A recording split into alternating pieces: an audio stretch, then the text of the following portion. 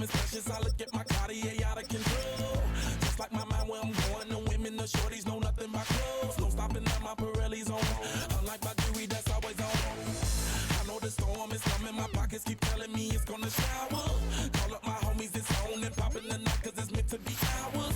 We keep a fadeaway shot cause we ballin' and spittin' up every hour. Look mama, ow, you just like the flowers. Girl, you the truth with all that goody power. You spin my head right round when you go down, down. You spin. EA Sports welcomes you to the following presentation of the National Football League. On the city's North Shore, this is Acrisure Stadium in Pittsburgh, Pennsylvania. Today, a good one in store here.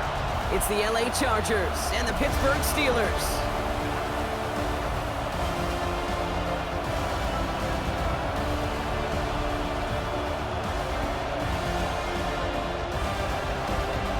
Please welcome your 2026 Pittsburgh Steelers.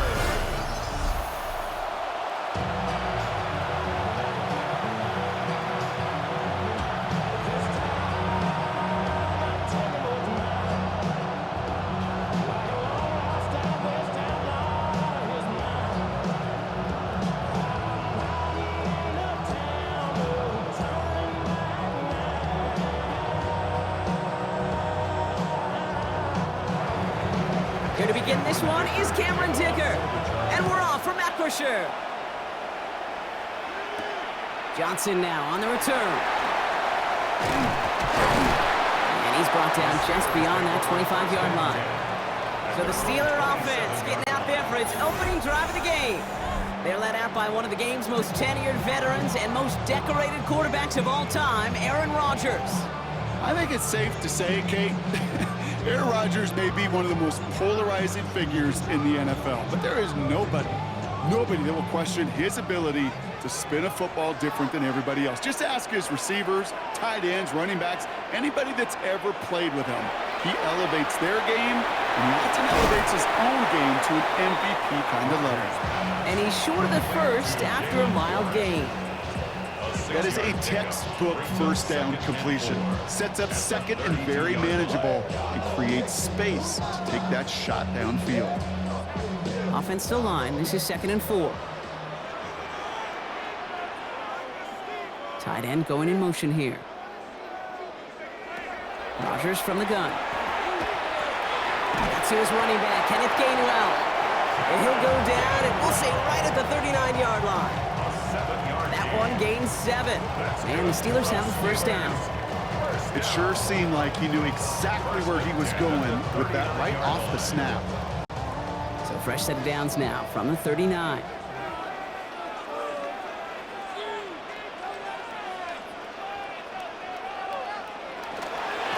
Trying an inside give to Warren. And he's into the front for a gain of about 2. Okay, that's a run that's ho-hum on the stat sheet, but if you see a bigger play on the ground later on, it'll largely be because of a play just like that one, softening up the front and opening the door for a bigger gap in the future. After the 3-yard pickup, it's 2nd and 7. They'll go again with Warren. Nothing doing on second. They get to him behind the line. Now it's going to be 3rd and longer. They sent him with that sack in mind, Brock. We all saw what was coming. Still managed to clean up the play, even if it did come on the ground. And you know why they call that a cat pressure from the secondary, Kate? Tell me. Because it's a C for corner and a T for attack, exactly what he just did. Rodgers going to throw here, 3rd down. That one is incomplete. Couldn't hang on through the contact. So they couldn't throw for it on 3rd down, and as a result, they're headed off the field earlier than expected on their opening series. Keeping him off the scoreboard, well, that's already a win defensively. Not letting him even cross midfield, that's the cherry on top. On 4th down, it's Corliss Waitman on for the Steelers to punt this away.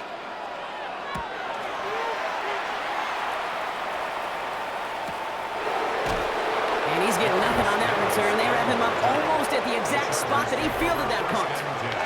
So now out comes the Charger offense for their initial drive of the game. They'll be led out by someone known for putting up numbers since he entered the league back in 2020, the Oregon product, Justin Herbert.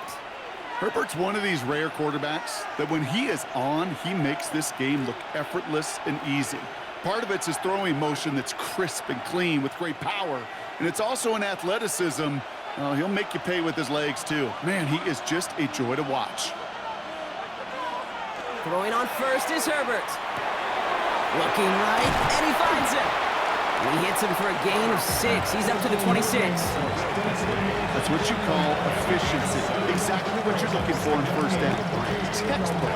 It sets up second and very manageable, and it creates that space if you want to take a shot downfield. 2nd and 3 now. Herbert now off the play fake. Tight end reels in the shallow throw. And this one gets to the 33-yard line before it's stopped. 6 yards on the play and enough for a first. That wasn't going anywhere else on that play. It's one of the ones called specifically for the tight end because they know he's able to get a good release off that play action, and then he gets himself in space to do some damage. They'll run here with Amari on Hampton. And they love to see him fighting forward, but he only gets him 3.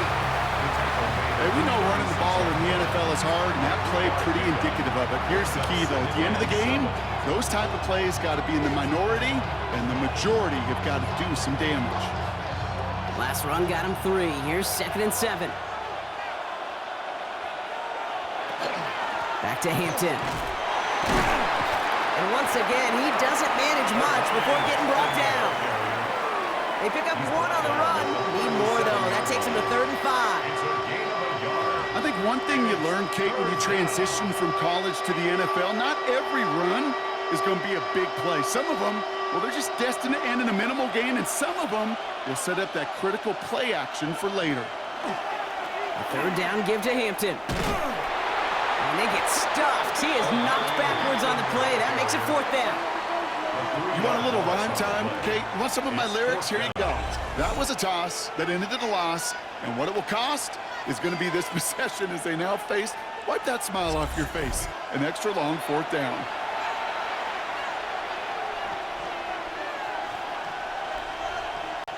So on 4th down, here's J.K. Scott on to punt it away for the Chargers.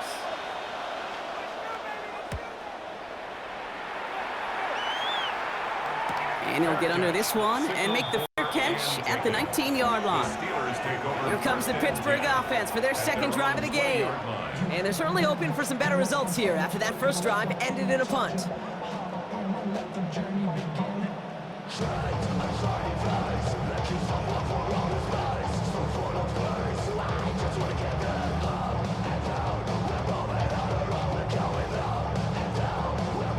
First call here coming from the shotgun.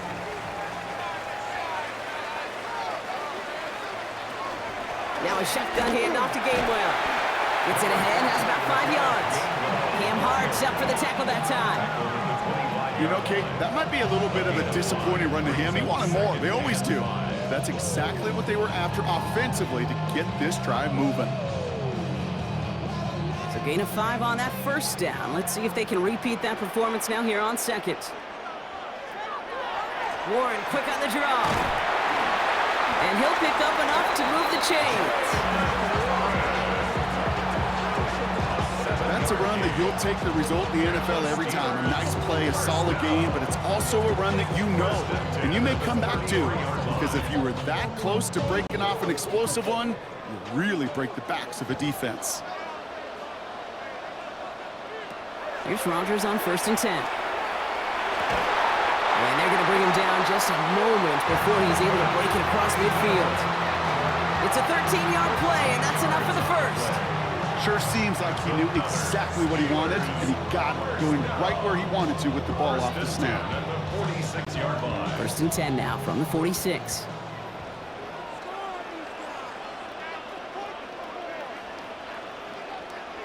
And the receiver's going to take this one on the jet sweep. And they're going to be humbled here on 1st down. Going to wind up losing yards on this play. You see that sweep blown up before it gets to the outside. You know defensively, tremendous anticipation. But even more, better execution. Back to the line they come, second down. From the shotgun, here's Rodgers. Austin's there to haul it in. And they nearly picked up the first down with that effort. Ball advances to the 45-yard line. Now here's a spot where the timing's got to be absolutely perfect, Kate, between the quarterback and the receiver. That throw is made before that receiver's ever thinking of coming out of his cut. Too early, it's incomplete. Too late, and it's headed the other way. They sneak it with Rodgers. And he's going to be touchdown as he gets him enough to pick up the first down. Everybody understood the assignment right there. For one guy, the quarterback, get the snap and make the marker. For the other 10, drive like mad, push like crazy, and create that space for the first. First and 10 from the 43. From the gun, a give to Gainwell. And his effort results in maybe 2 yards, but nothing more. That's the kind of run play that feels like tug-of-war at field day. And you're just not moving the other side. Just a short run. Neither side feels particularly good about it, and we'll move to the next. Through one quarter, neither side breaking through on the scoreboard. Hopefully no shortage of excitement coming up in the second. More from Acrisure Stadium after the break. Second quarter, all queued up and ready to go. It's Steeler football. They'll have second down as they look to continue this good drive. And once again, he doesn't manage much before getting brought down. They got 2 yards there. That leaves them with third down and 5. These are the kind of runs, Kate, that just soften up a defense. Keep working on them, keep working on them. And eventually you're going to break one of those counters for even bigger yardage. Play number 9 of the drive. It's going to be third and 5 to go. Now they're looking to throw with Rodgers. And it's incomplete, and that's going to bring up fourth down.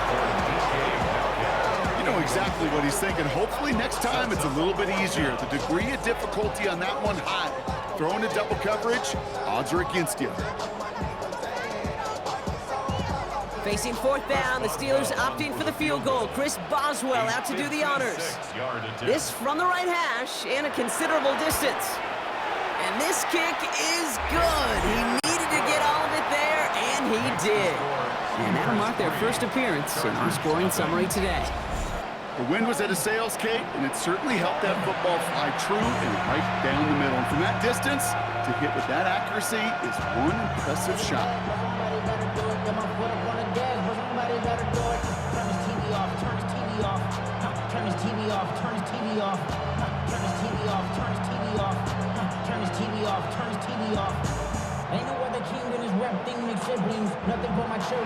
Now Boswell on to send this away.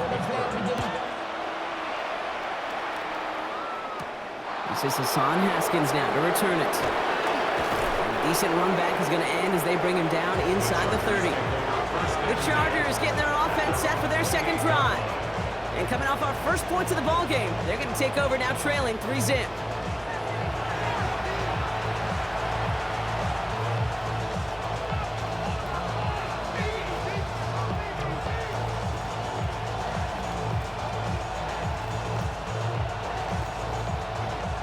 Chargers getting set. First and 10.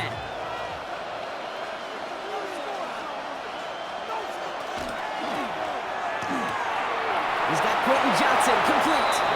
And he's going to be taken down here after he takes it to the 45. That play good for 17 and a first down. Well, that is a well-designed route right there. He really made it easy to get that pass to him. Creating space, QB receiver, deliver. Just one play into this drive, and they are already sitting on their own 45. Hampton gets the handoff. And he's going to manage a low yard on that drive up the gut. Patrick Queen ranging in for the tackle. Sometimes you just feel like in the background of every ho-hum run is a bigger play that just needed one more component. Hit that extra block a little longer, find the lane quicker. The defender may be a half step late, and this could have been much, much more exciting. It's Hampton on second. And he's all the way across midfield, down inside that 45-yard line. And it's a gain of 12 on that one. And that's going to give the Chargers the first down. Kid, it really is pretty simple. If you want to run against a 3-4 group right up the gut, number one, got to control that nose tackle. Number two, you got to get people to the second level. That was teaching tape. Going to the ground again on first. And no repeat success of that last run as he only is able to get back to the line on this play. That goose egg up on the scoreboard, Brock, that is not going away anytime soon if they keep having plays like that. They really need something. An injection of energy here. Nothing will take the spark out of a series quite like getting stuck for a loss. To the air this time. Herbert has him on the quick hitter. And this one does not go far. There's no question, Kate, that the big plays down the seam or big tight ends a fan favorite, but it's those type of catches right there. The short yardage, it gets good coverage, contested catches that really make tight ends a locker room favorite. Third down, Steelers in the dime. 6 DBs out there. Throw here, third down. Coverage holds up, and he just had to get rid of it. Now we'll get a stoppage for an injured player as they're headed out to check on an injured Steeler.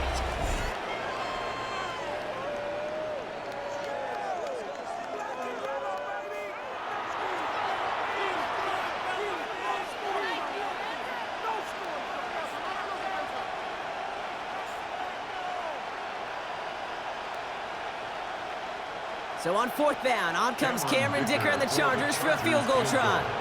It's a deep shot for him from that left hash. It's no good. It had the leg, but is aiming wide right. And they are unable to tie up this contest. Well, once you get out beyond 50 yards, everything in the process has got to be perfect. It's a good effort, but it's going to wind up off the mark. Now the offense getting set to go for the Steelers.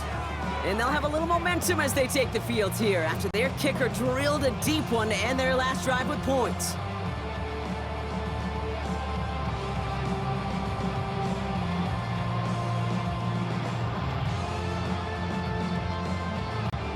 Good field position as the Steelers come up to it, 1st and 10.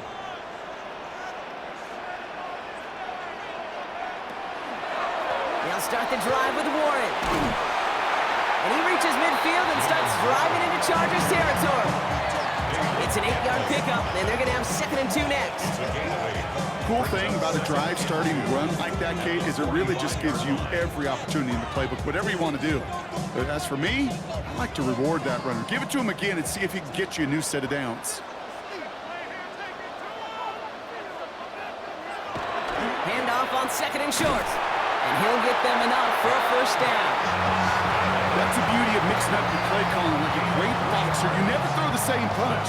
Throw some unique looks. And that jet sweep, highly effective at moving the chains. 1st and 10 at the 42-yard line. 1st down from the 42.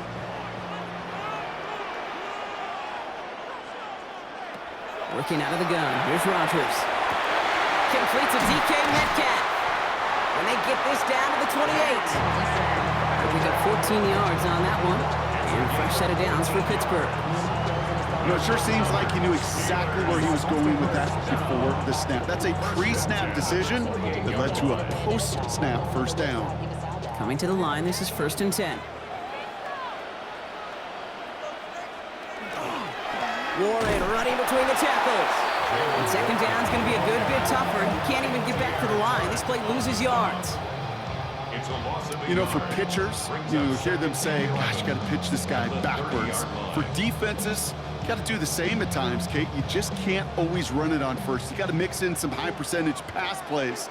Otherwise, you're going to get hit right in the face for a loss just like that. Throwing for the back of the end zone. And he has the catch, gets both feet in, that's a touchdown! The Steelers make it a 9-point advantage.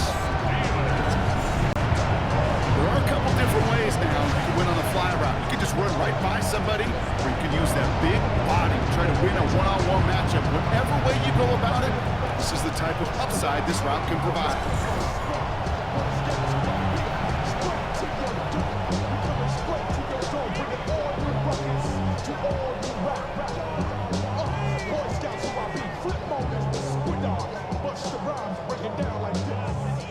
Chris Boswell for the point after.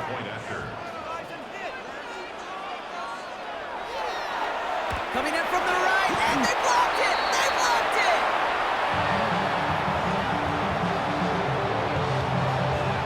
You just never know what could be the play at the end of the game that we look back on and say, you know what? That was the play that decided it all. It seems small now. It's just a little old point, right? But if this one stays close to the end, keep an eye on that block because that single point could loom very, very large.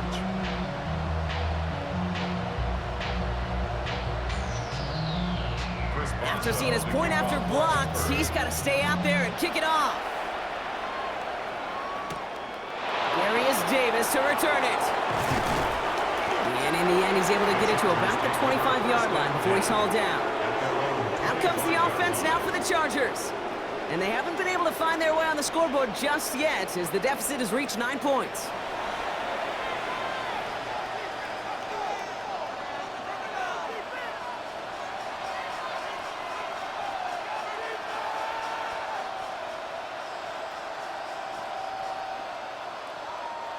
LA bringing the offense to the line. Here's 1st and 10.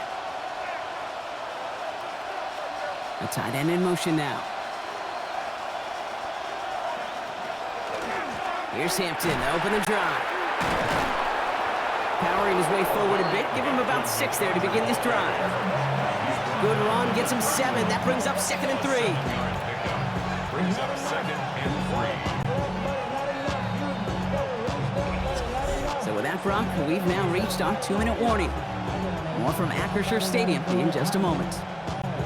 2nd and 3 now.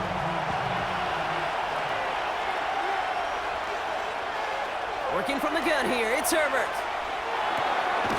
That one's complete, Amarion Hampton. And he's tackled with the 1st down yardage. Play like this, that's exactly where you want to get him the ball. Right on the outside, where he's got the space and a lot more room to work. 38-yard line. New set of downs for him. They'll start at the 38. Herbert on 1st down. That's caught. Keenan Allen. And in a blink, they are off to midfield before somebody manages to stop him. Pickup of 12 on that play. And that's going to be good for an LA 1st down. They like to say it's about the Jimmies and the Joes. I think that's about the X's and the O's. That's a well-drawn-up completion that nets them a 1st down. To the line and set. Here we go, 1st down. It's complete to Johnston, outright. And they get this down roughly to the 34-yard line. They'll get 16 yards on that play. And that's going to give the Chargers the 1st down. Every offense I've ever seen from Pop Warner to the NFL's got this play in the playbook, but every offense isn't capable of executing it because it takes a quarterback and a receiver on the same page, and that page, it was textbook. Herbert to throw once more. And this time they're going to get to him before he can get that pass away as he goes down. Timeout called by the Chargers. They're 1st. They'll have 2 left to work with before halftime.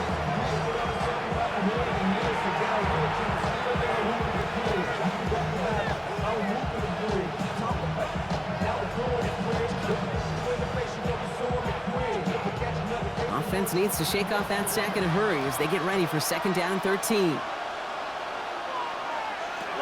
Shotgun snap to Herbert. Right side and in the hands of Allen. And he gets down to the 24 before he stopped. LA uses a timeout here. It's 2nd. And they still have 1 in their pocket for what's left of this half. And that right there is about the best you can hope for against double coverage. Good chunky yards, and more importantly, Brock, you don't get burned taking a risk. Yeah, it's really the defense that gets burned, and that is just demoralizing. You got double coverage, you got what you want, and 2 guys can't stop 1.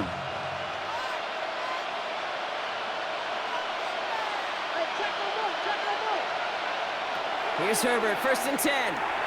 Going with a screen to Hampton. And this is going to go as a gain of about 3 before he's met and escorted out. It may not look like much on the stat sheet, but this is kind of good on good. An offense gets a completion, not going backwards, and the defense, well, they rallied, they pursued, and kept that screen to a minimal gain. 2nd and 6 coming up here.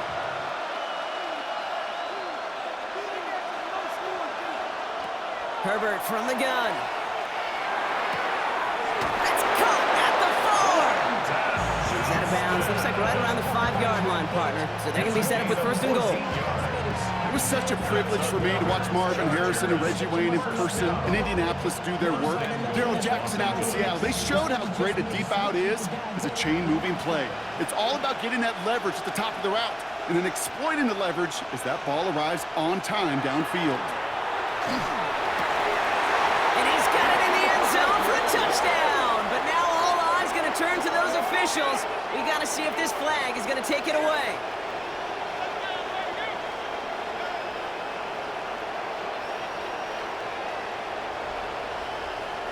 Offside. Defense. Now they got to the end zone with that free play, partner, so they will, of course, decline the offsides and take those points.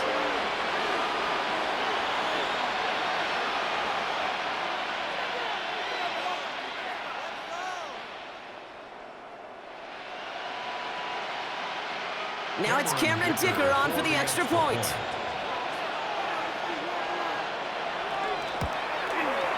The point after splits the uprights. And the Chargers cut the lead down to just 2. Chargers 7.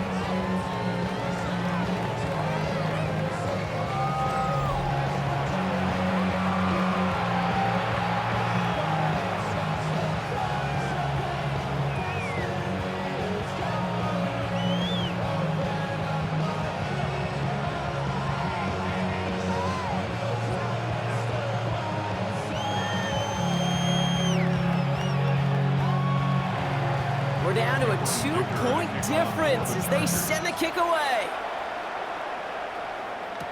Kenneth Gainwell now to return. And this gets out to the 30 before he stopped. The Steelers getting to take the field one more time here in the half. They're up by just 2, so you have to think they just want to get to the locker room.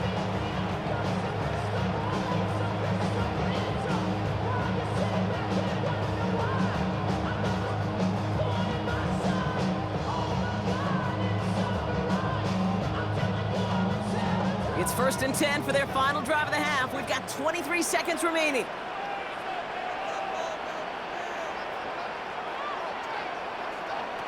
To throw, Rodgers. Short pass brought in. And he picks up a good chunk of yards here. Looks to be about 7. He's up to the 37. Yeah, you like these results on first. That completion right there, right in the window where all options are now available to you on second down. That playbook wide open.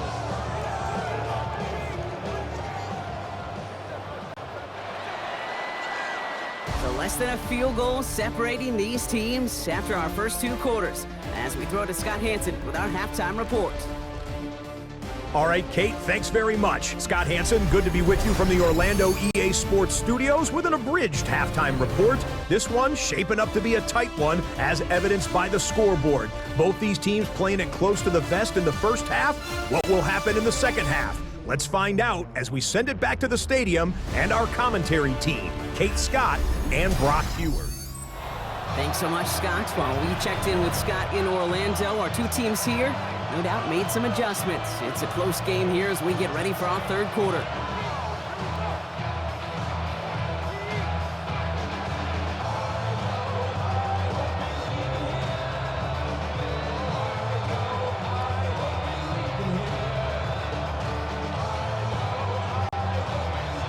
Now Boswell on to send this away.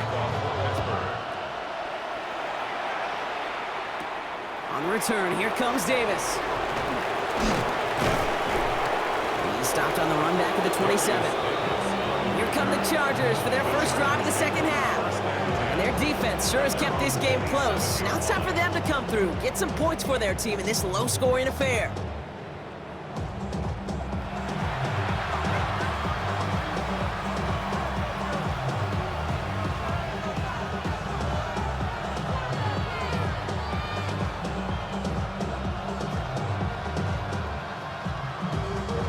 LA offense all set. Here's first and 10. Going right this time with Hampton. Jukes away from one. Continuing to move past the 45. And he's going to just get this across midfield before he's taken out of bounds. That's going to pick up the first down after a gain of 26.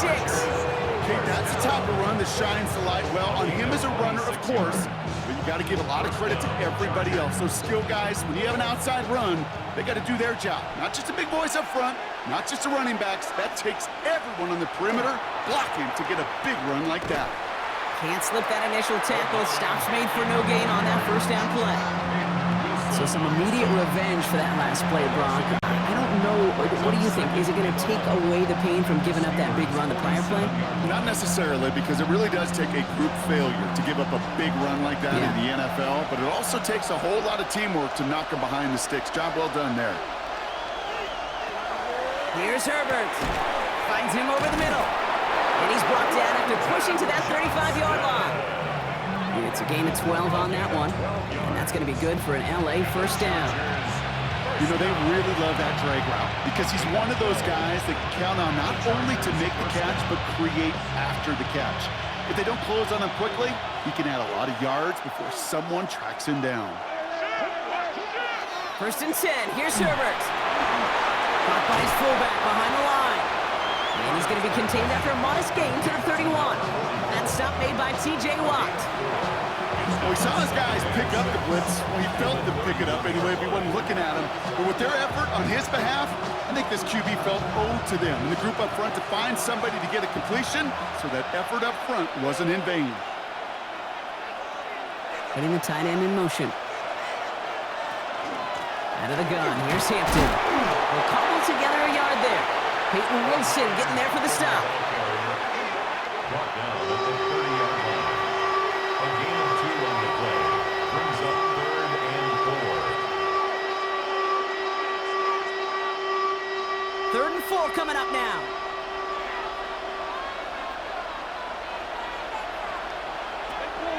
To throw, Herbert. That one's nabbed by Allen. And they're going to have 1st and goal as he gets this down to the 4. A gain of 26 yards. That's another Chargers first down. 1st and goal, Chargers.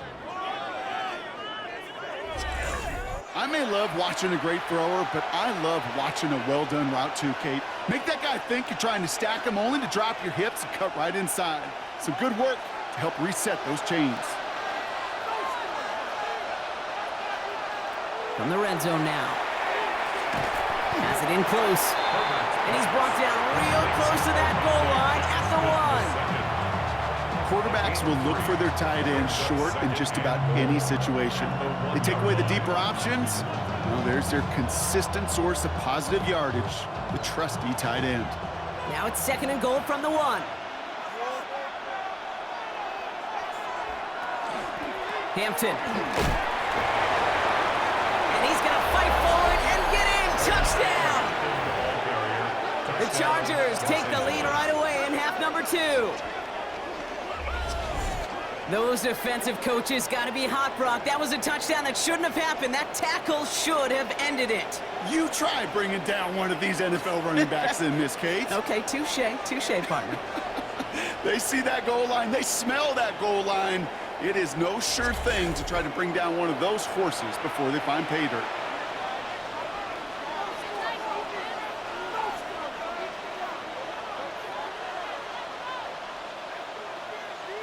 Dicker on now for the PAT.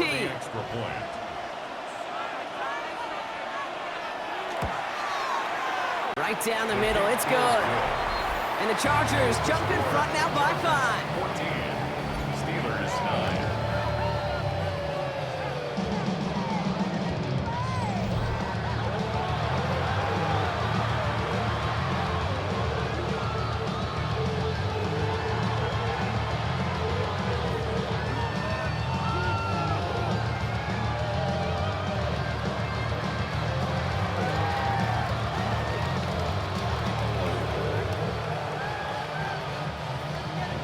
Dicker all lined up and ready to boot it away.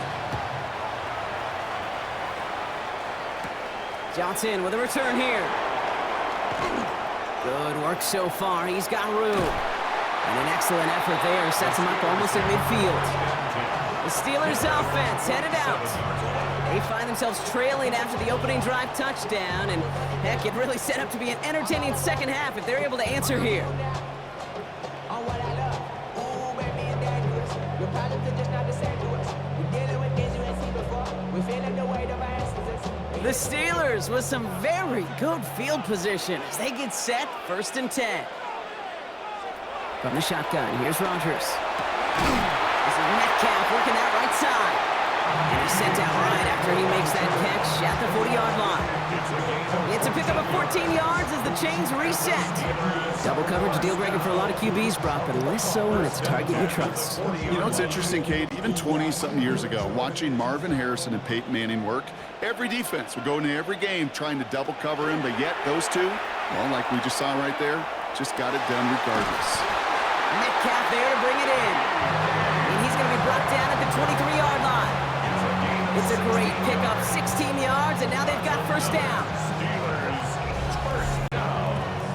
1st and 10 at the 23-yard line.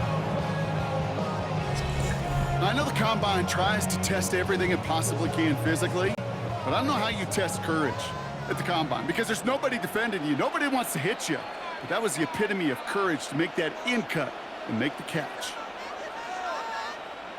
Play fake. Here's Rodgers. It's caught right side by Freiermuth. He's out of bounds inside the red zone, just short of the 15. Kid, I can promise you that's one of those play-action plays they've repped over the week during practice. The both quarterback and tight end went to bed last night thinking, man, I hope this one's called. And when it is, I hope you have just a little space to operate. That play-action works beautifully, and the tight end, the beneficiary. Splits a couple of defenders and completes it. And he'll pick up enough to move the chains. I'm not going to lie. I know they got a completion, and completions, you never turn them down. But to make that throw for those yards in the double coverage, that is way too much risk for that reward. All right, they look set now. Here we go, 1st and 10. Here's a give inside to Gainwell. Didn't saw the draw enough, but he pays the price. He's headed the wrong direction, backs him up for 2nd down. Their dominance against his ground game rolls on, Brock. Add another stop to what's going to be some real nice film for them to watch. How many times do you think in your lifetime, Kate, you've heard from a defensive coordinator, job number 1 is? Stop the run. And they've been doing it. Rodgers from the gun. Brought in. And he has it down to the 8-yard line on the play. Good luck defending that short yardage slant. Just not going to happen. There's a reason. This is a go-to play for just about any quarterback in every situation.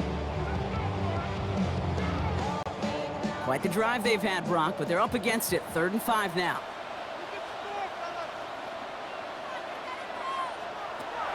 Working out of the gun. Here's Rodgers.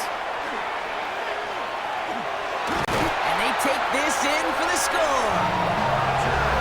The Steelers grab the lead on their first series of the half. Aaron Rodgers with the touchdown.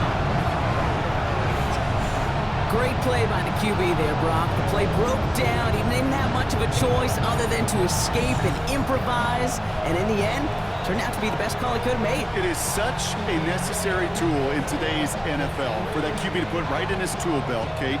You know, in my day, you could be a blacksmith. Right? You just do the job and stay in the pocket. Not anymore. You got to be an artist. And you got to be an artist that can create when things break down. And that's big time to get a touchdown out of it as well. Rodgers trying to throw for it. And he's into the end zone. Successful play there. That makes the lead 3 points.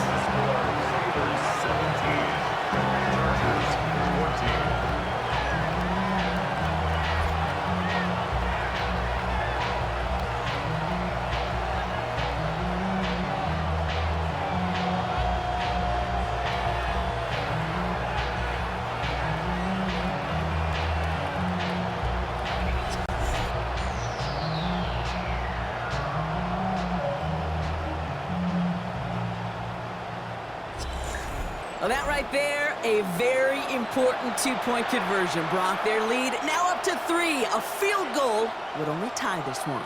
Yeah, the math was pretty easy on that one, right? You know what it does. It puts you up 3 and forces a field goal on the other side. But I'll tell you what else I like there, Kate. It's psychology.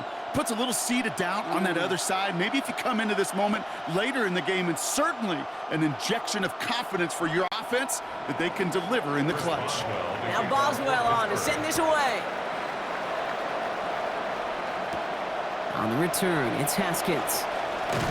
And Pretty solid field position starting out here, Brock. He's tackled at the 29. The Chargers and Omarion Hampton out there on offense once again.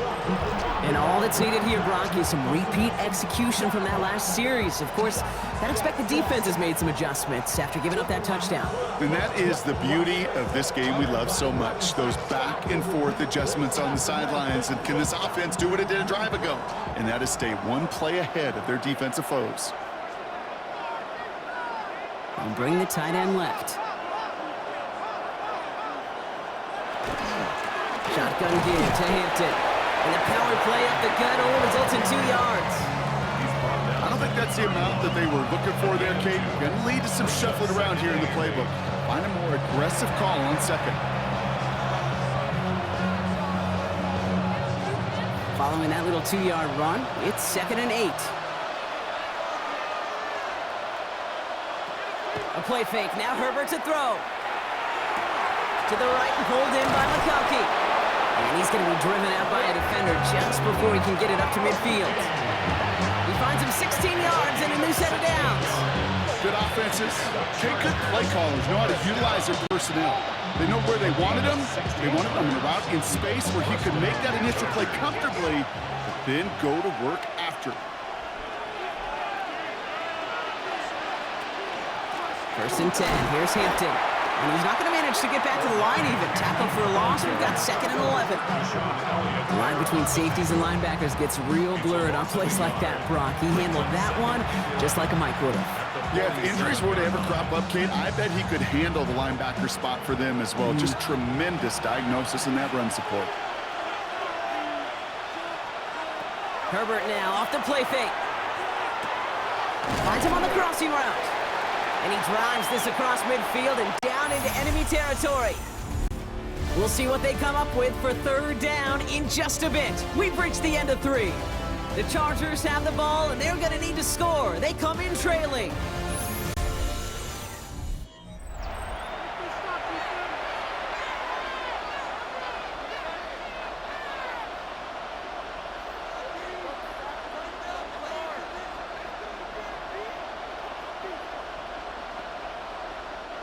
Here they come. This is 3rd and 5. Working from the gun here. It's Herbert. Has him on the quick hitter. And they're going to bring him down at the 36. That's an 11-yard pickup, and it gives them the 1st down. Nice to see that connection, that chemistry working between the two of them. 1st and 10 at the 36-yard line. They've got 1st down here from the 36.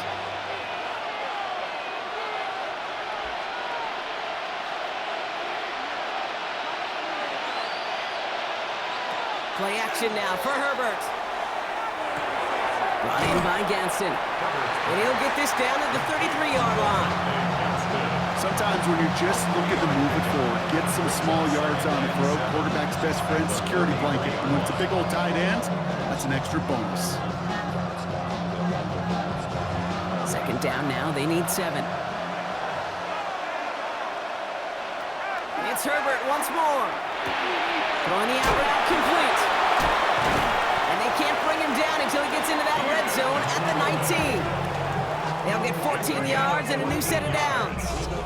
That's another Chargers 1st down. A gain of 14. 1st down, Los Angeles. From a great throw to a nice route and catch to moving the chains, there wasn't a whole lot not to like about that amazing play. So a new set of downs. Here we go. 1st and 10.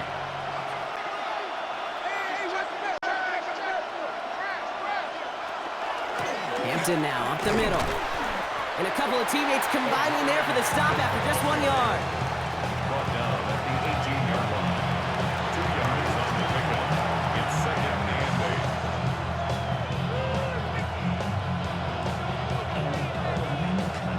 8. Need a better result than that last run. It's 2nd and 8.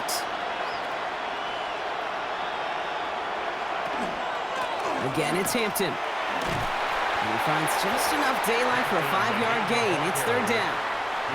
You know, Kate, it's plays like that. It's just kind of the meat and potatoes. Not going to make any highlight reel, but just the positive, efficient plays on the ground. You need to keep plays and drives alive. All plays on the table here for 3rd and 3. From the pistol, it's Herbert. Completed over the middle. And he is well clear of that marker. That effort's going to set them up with a 1st and goal. Move the chains! Gotta move them chains! Build momentum. Keep that defense on its heels. 1st and goal at the 7-yard line. Got that chip shot in their back pocket to tie it. A chance at the lead here first, though. 1st and goal. They'll run with Hampton. So some defensive initiative in that goal-to-go block. They take him down behind the line. 2nd and goal coming up. Kid, I knew it at the time. I think everybody did. We knew the Legion of Boom was special. Like that entire secondary, but their safety's ability, Earl and Cam, to come downhill, to make those tackles behind the line of scrimmage as he just did. Yeah, man, you appreciate great safety play like that. Herbert from the gun. Makes the catch. And that is a Los Angeles touchdown. The Chargers take a 4th quarter lead. Ladd McConkey with a touchdown. So that, Brock, an important score here as they move out in front. This is the time of the game where your legs just get a little bit tired. But that was a determined-looking drive right there. They were not going to be denied, and they're able to score and take the lead.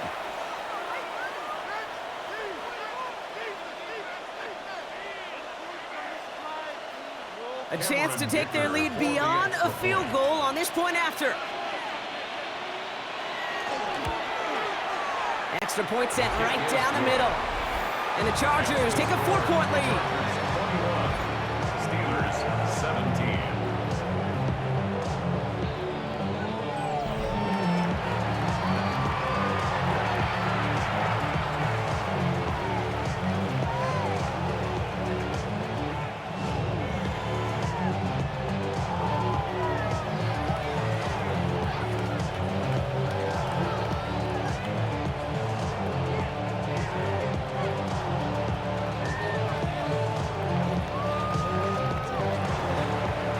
All lined up and ready to boot it away.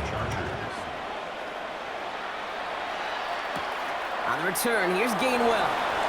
Escapes a defender. And he's brought down just inside the 25. The Steeler offense set to get back on the field. They find themselves down here in the 4th after that touchdown. This game could end up depending on how they respond right here. Shorty got that body out of no time, set up, you gon' kill my vibe. Stand on my money, don't know my side. Pick them sides. All right, working from the gun to start. 1st and 10. Staying between the tackles with Gainwell. This drive's going to start out with a gain of 5 before they bring him down. That is simply a stay on schedule kind of run. Nothing more, nothing less, just right on schedule.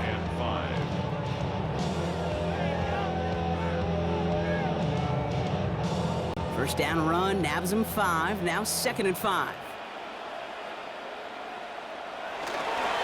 They toss to Warren, running right. And he's tackled with the 1st down yardage. A lot of times when we'll see defenses get so overcommitted to defending that inside run, vulnerable to the outside toss. And that's when things open up, and you can reset those downs. They've got 1st down here from the 36.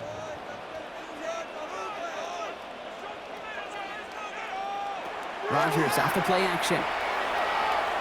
Rodgers is hit, the ball is loose. And the Chargers think they have it, and they do. Well, he was fighting off defenders, trying for the extra yards. You understand it, but might have been what cost him and opened the door for that fumble. Okay, you and I both know this game has changed so much in our lifetimes. It's evolved in so many different ways. But I promise you, you can go back to the 60s, the 70s, and many of these fumbles occur just like that. You break one tackle, you let up just a little bit, and that next guy comes home and delivers the devastating blow. The Chargers offense getting set to take over. And the turnover puts them. So just like all touchdowns, all turnovers also reviewed, and they want to take another look at this one. previous play is under review. All right, so we all know what we're looking for here, Brock. Where did an elbow, maybe a knee, something touch down? And as it does, is the ball loose at that point? Yeah, throw in forearm, wrist, shin. There's no question the offensive guy's screaming something hit the ground while the defense is hoping it didn't. After review of the play, the ruling on the field is reversed. So the review saves them a turnover. He was, in fact, already down when the ball came free. So they keep the football, but now they face second and long. They send the tight end in motion. To throw is Rodgers. Couldn't connect right side. It's incomplete. I hate to be Mr. Negative guy, but a sack 2 plays ago, an incompletion right there. All that's missing, Kate, is an interception on this play, and you're going to hand this quarterback a misfortune trifecta that nobody wants. Last pass unsuccessful, and they have third down here. Back to throw it. Finds him over the middle. And he is hauled down right at that midfield stripe. How about that play, Brock? On 3rd and 14, they find a way to convert. First down. First and 10 at the 50-yard line.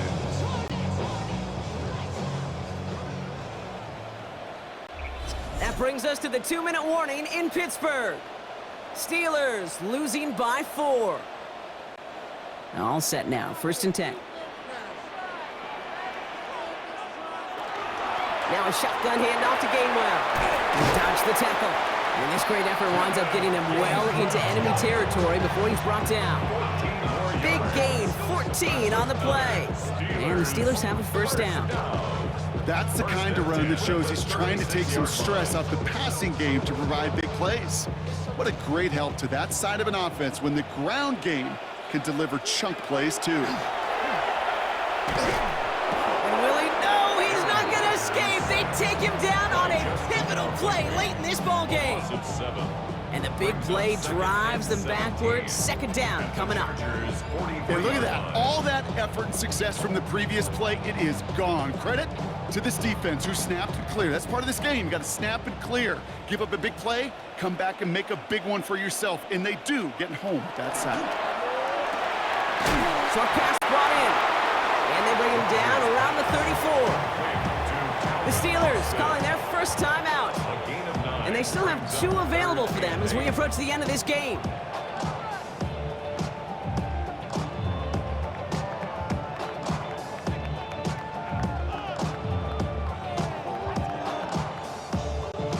Ninth play of the drive coming up. They need 8 yards here on 3rd down. Here he is to throw. Gets it downfield on target to Metcalf. And they're going to stop him, but he got enough to make it 1st and goal from the 8. Pittsburgh will go ahead and use its 2nd timeout. And they're still going to have 1 left at their disposal. 1st and goal at the 8-yard line.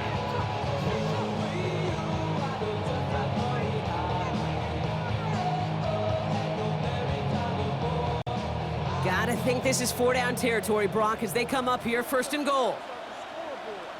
Motioning the tight end now. Back to throw. To the end zone, but incomplete. Couldn't get it. That's going to set up 2nd and goal. Tough to blame him for that drop, Brock. Even if it would have been a touchdown, that was a great effort defensively, timing that hit, keeping them from hitting the end zone. Reaction and burst. You get in the red zone defensively, you'll hear it all the time. You cannot wait. You've got to react, and then you got to burst. And that defender does a tremendous job of breaking that pass up with contact. And that's a touchdown. The catch is made, and they lead just before the end of this game.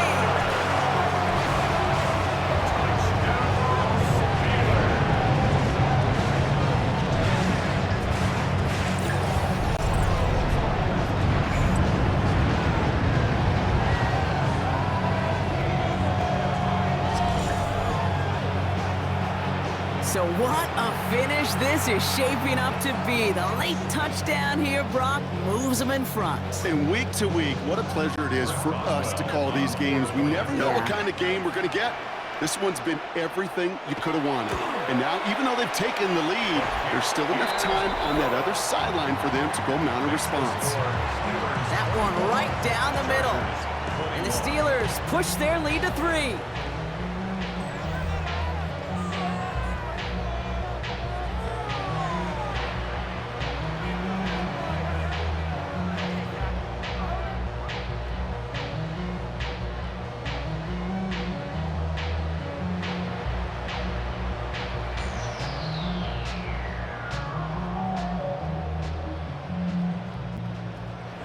Now Boswell on to send this away. On return, here comes Davis. And that's going to set them up just beyond their own 20. The Chargers are being led back out on offense by Justin Herbert here. And like we've seen from him before, Brock, he got a good game going early through the air and kept the pressure up from then on. He's still taking it to him now as we work through this second half.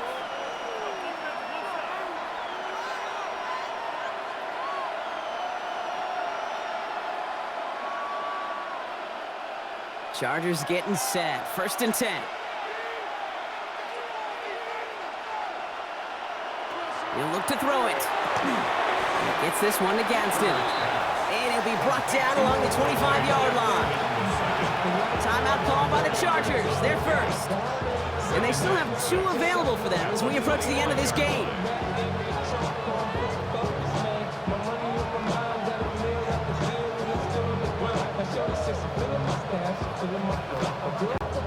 This is 2nd and 6 coming up.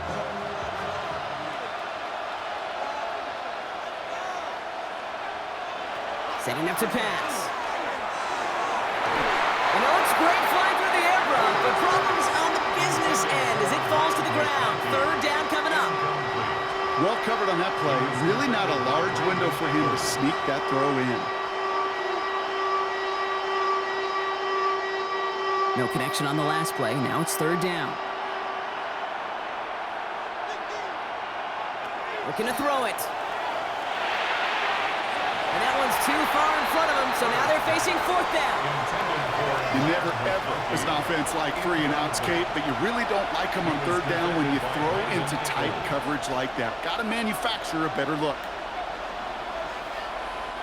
Down a score. They're going to go for this on 4th down.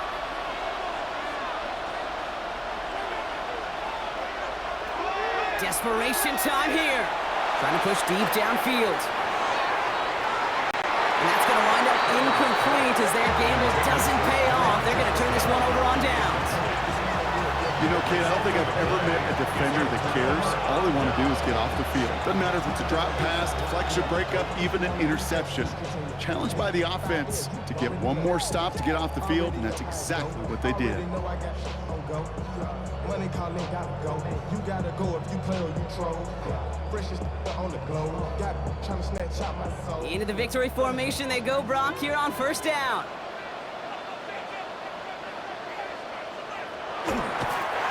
Here's a design run.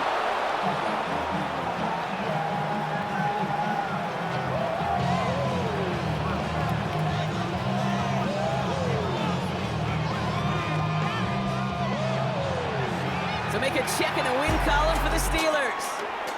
This is the type of game everyone was hoping they'd see when they entered this stadium, Brock, you and I included.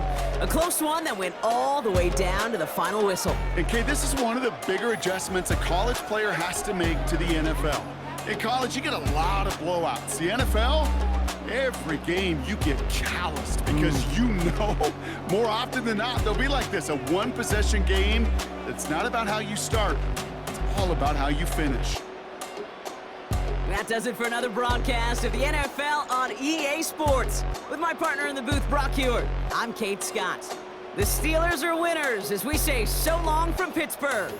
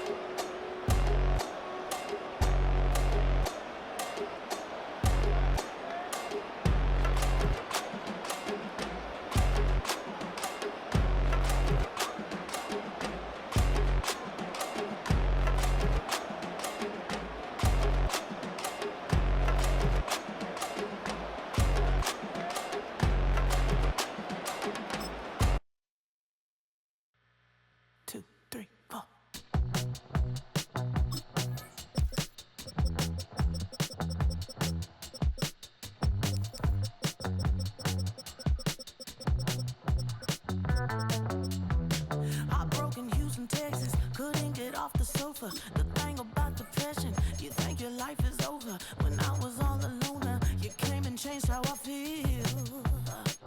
Let me cook. Only you understand me, you fill me up completely. And when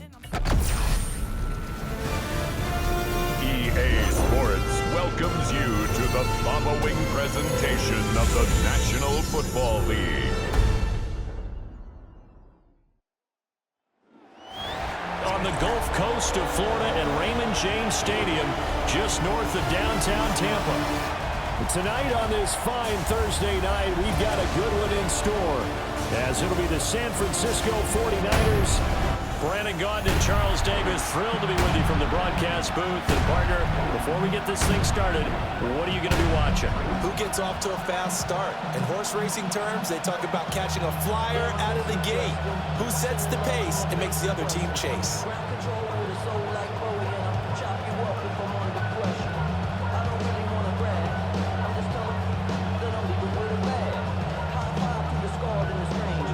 About set to begin another week of football, and happy to have you along. We are underway on Thursday night primetime. Shifts by him, and he'll be tackled just shy of the 25. So here's the first drive now for the 49ers. And a look here now at their fourth-year quarterback. Every quarterback in the NFL has a little bit of his own signature style out there, but for this guy, he really plays the game in a different way. It's led to a couple double takes from us up here as we see him as something truly unique. It's not that he's just the strongest passer or the best athlete to ever play the position. He just has a certain way of seeing the action, and it allows him to make some special plays out there.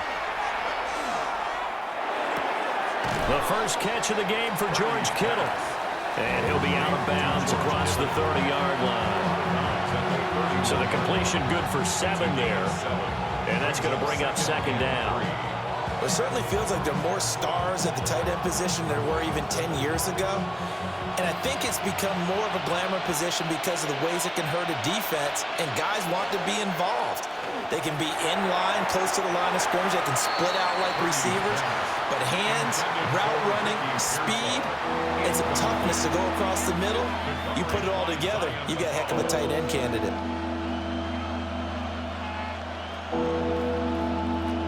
Third play of this opening drive as they're looking at a 3rd and 3. Purdy now to throw. And that's going to be incomplete. The contact there enough to jar that ball free, and it brings up 4th down. That's an excellent job right there on 3rd down. Like any defense, you never want to let them get anything started, and that would have been a 1st down. Instead, you saw the contact on time, no penalty, and before this drive could get wings, it's 4th down. Here's Morstead now as he sends this one away.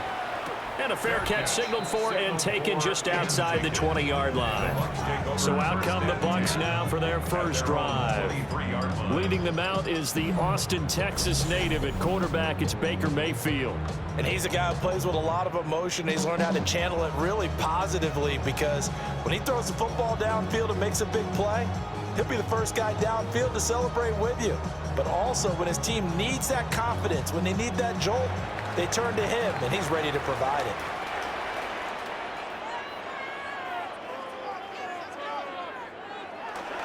On the ground, it's Irving to start the drive. And they get him down, but not before he takes it across the 40-yard line. This drive starting off on the right foot, 18 yards. Well, there's plenty of real estate for him to maneuver on that run, and let's face it, it shouldn't be a surprise. He's one of the better backs in the league. Had to come into this game with the idea, slow him down, otherwise it's going to be a long afternoon. On 1st and 10, here's Irving. And he's going to be met at the line of scrimmage and taken down. No gain on the play. It'll be 2nd down. This defense, tough to run against. And those linebackers, they'll go side to side up the field, and there they get them for no gain. If you can't get linemen upfield to the 2nd level to occupy them, they have a field day just running to the football and putting ball carriers on the ground. Not many yards after contact when they wrap up like that. And he'll get about 3 here up to the 44-yard line. Sometimes your philosophies get challenged at times you don't want them to. They did try to stick to the running game on the first 2 plays. Didn't amount to much. And now facing a 3rd and long at the outset of this drive. Now 3rd down and 7.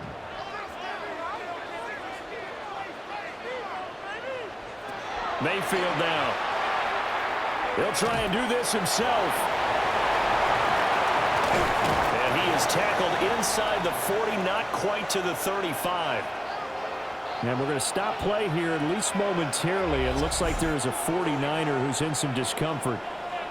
Well, hopefully, obviously, nothing serious here. Medical staff, though, going to take a peek, and we'll take a break.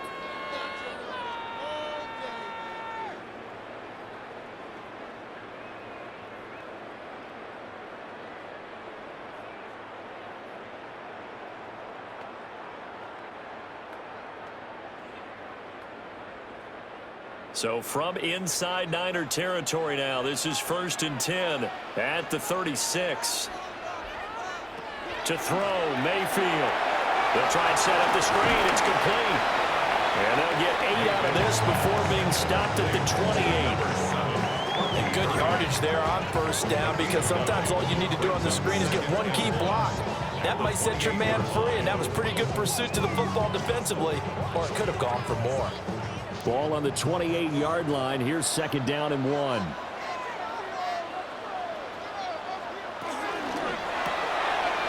quick throw. Here's Shepard.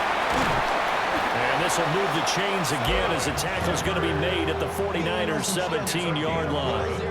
It's a gain of 11, and the Bucs have a 1st down. What a drive. This has been just chewing up the yardage, and here's one of their best plays yet as they finally get down into the red zone and look to finish this off with 6.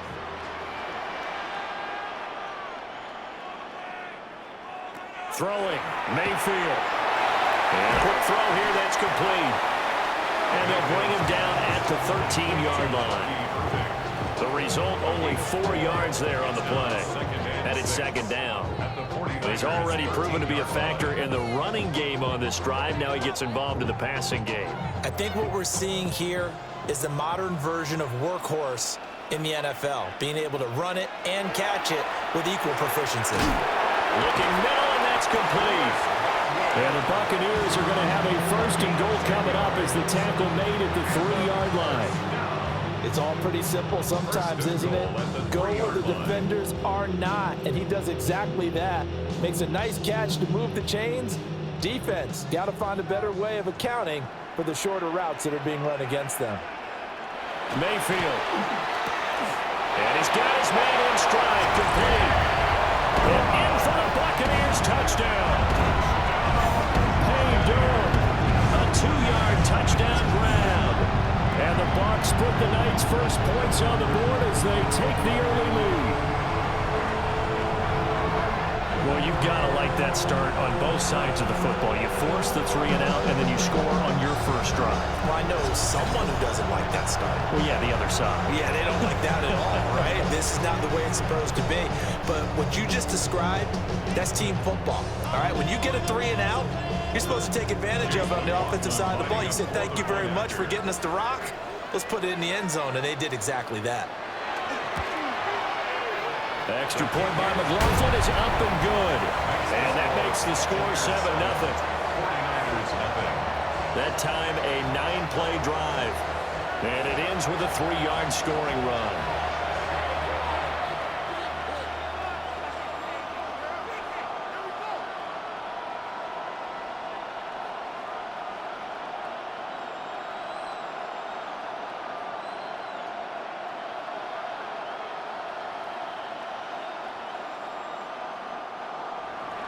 Following the touchdown, here's McLaughlin to kick off.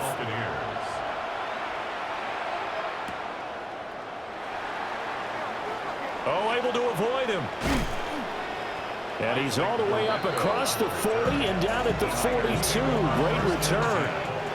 Back out there comes the 49ers offense ready for their second drive. And the last drive, the first drive for them, not very good. 3 and out. What do they go to here? Well, you don't look down at your play sheet. and say this is what the problem is?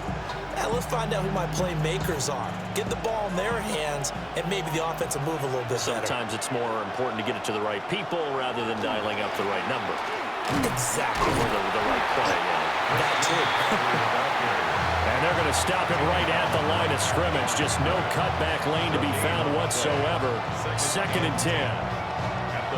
Looked like he was trying to bounce it outside, but no success. Yeah, sometimes you got to just figure out where you're going to go, and sometimes you just have to take it to another spot. And trying to get it outside, the defensive pursuit was there and just ran him down. Back to throw, Purdy. Got his man complete over the middle. It's Jennings. That'll go for a gain of 7. And now we've got a 3rd and 4. And I think this is a route we'll see more of as this game goes on, because with his speed, they want to get him the ball in space on drag routes just like this. They want him to get the ball and run after the catch. Good job there, though, holding him for a short gain. Purdy from the gun on 3rd down. Working the middle of the field, and he's got a man complete. And he is going to have a Niners first down. They needed 3. He doubled that. He got 6. And already down 7-0 after the touchdown a minute ago. So a 3-and-out here would not be ideal for them. Nice job finding his receiver there. And they get the first down.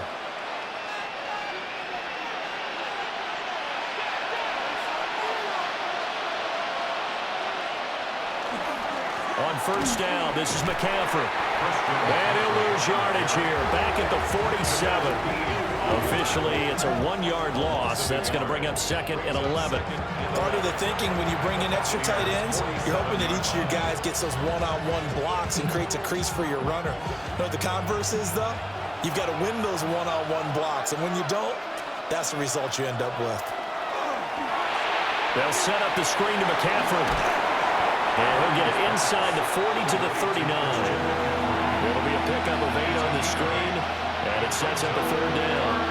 Partner, like the play call coming right after a tackle for a loss, because this is an obvious passing situation, but instead they fooled them a little bit with the screen, and they wound up getting back what they lost, and then a little bit more. 3rd down, here's McCaffrey. And I don't think he got there, no. He's short by maybe a foot, maybe. Call it 4th and inches. You know, we might start getting some props here in the booth. You know, that one that says the D and then the fence that you put up next to it? How about that? They brought out the jumbo package and still couldn't move them off the line of scrimmage enough to pick up that first down. Impressive. They were ready defensively for that jumbo set. Now for the field goal try, here's Eddie Pinheiro. From the left hash, this from 53 yards out. This is up and good from Pinheiro. And they are on the board, but still trailing. It's 7-3. So they're able to end that drive with 3 points in this one-possession ball game. And ideally, you want to end every drive with points. Most quarterbacks would tell you, let's end it with a kick, right? A PAT, that's number 1. Field goal you'll take. Punts, you really don't want to do that. In this case, they'll take the field goal and get prepared for the rest of the game.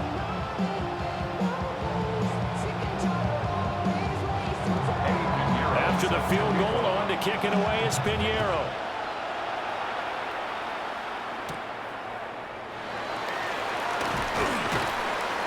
And they'll get him down inside the 30 at the 27.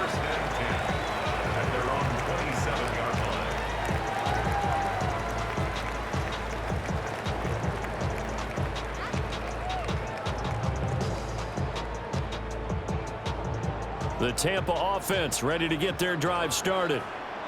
That last drive, it was a good mix. Run, pass, defense on their toes. And what really helps out in a big way is when you're doing the run-pass mix and everything's working, that means that they're guessing wrong every time on defense. They think you're going to pass when you run and vice versa. I would continue that, and when they finally draw a bead on you, maybe you mix it up a little bit, a little play action, and throw the ball. And will they maintain that balance? Time to find out. Second quarter now in Tampa Bay. It's the Buccaneers in control of the football as they've got it 2nd down and 11. Working out of the gun, Mayfield. And his throw here is incomplete. Not sure what happened out there, but it looked like the timing was a little off on that throw. Well, you know I'm a defender, so what am I going to say? Great defense. Darn right. They did something to disrupt that timing. An incomplete pass on that last play, and that means they'll need to come up with something here on third down. Now Mayfield. That is caught. And they're able to get this one across the 35. Second catch for him today, and it'll wind up a first down. That's good. We're on first down. First and 10 at the 38-yard line.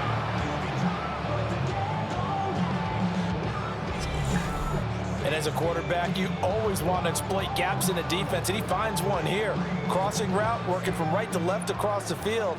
And once you get defenders going in the wrong direction, it is awfully hard for them to pivot back, and you end up getting the first down. A little juke. Loose inside the 30. And he's hauled away down to the 6-yard line. 77 yards rushing for him as he has been tough to stop here in this first down. So he nearly took it the distance, gets him down inside the 10 for a first and goal. I'd love to be in his head right now, because is he rewarding himself for a great run, or is he kicking himself because he didn't get all the way to the goal line? They'll stay on the ground with Irvin. And he'll get this one back to the 5-yard line, but no further than that. It's a gain of a yard, and it'll set up second and goal. The yards may start getting a little tougher to come by down here near the goal line. That's good work defensively there on first down, holding them to a short gain. And the ball smack dab on the 5-yard line. Here's second and goal. Now they send a man in motion right. Mayfield looks to throw. And he's got it. Touchdown. From 4 yards out. And the Buccaneers are able to widen their advantage. Well, that's just how they drew it up, CD. His first read was there, got it to him quickly, and into the end zone. Absolutely excellent execution by all involved. And the coordinator, gotta give him credit, found the perfect play call. Quarterback let it fly as soon as the target came free, and his guy made a nice catch. Just how you draw it up in practice and then execute it in the game.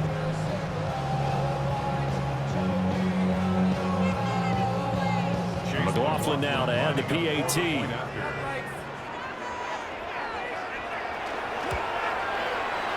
This one's right through to make it a 14-3 ball game. That time a 6-play drive. And it ends with a touchdown for the Bucs.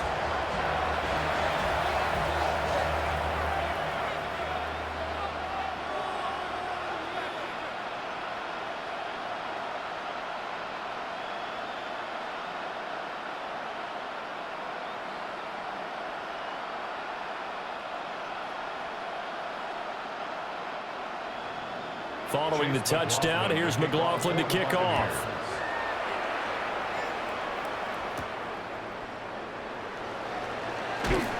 And able to get this across the 20, but not much further as he's dropped at the 23-yard line. San Francisco's offense returns to the field. Still in the first half, but this offense has struggled. Haven't really been able to get anything going, not only in the points category, but in the yards category. Let's see if they can do better here on this drive.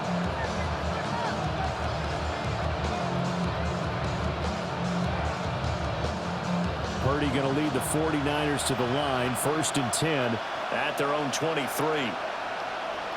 Jennings, the receiver, in motion right. And he'll start by handing this off to McCaffrey. And that's just a solid, good physical run there as he motors for 9 yards.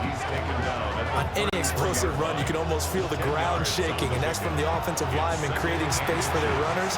I had an old coach tell me before, he always told his runners, run around the offensive line in pregame. Get used to the ground shaking so you don't trip and fall when it happens in a game. Now a first carry for their fullback. They'll get 3 as the drive continues. It's a first down. I don't know about you, partner, but on 2nd and inches, a lot of the times I'm leery about the offensive guys thinking about taking a shot downtown. Instead, they just hand it to the big man and let him rumble forward for a first down. So from the 36 now, 1st and 10. Play action, and now here's Purdy to throw it. There's a short one caught by Tonjes. They'll wind up getting just a yard. second down. Not a big window to throw. Coverage wasn't too bad there. Yeah, they had him under wraps pretty well, but somehow able to muscle his way open and catch the ball. So from the 37, here's 2nd and 9.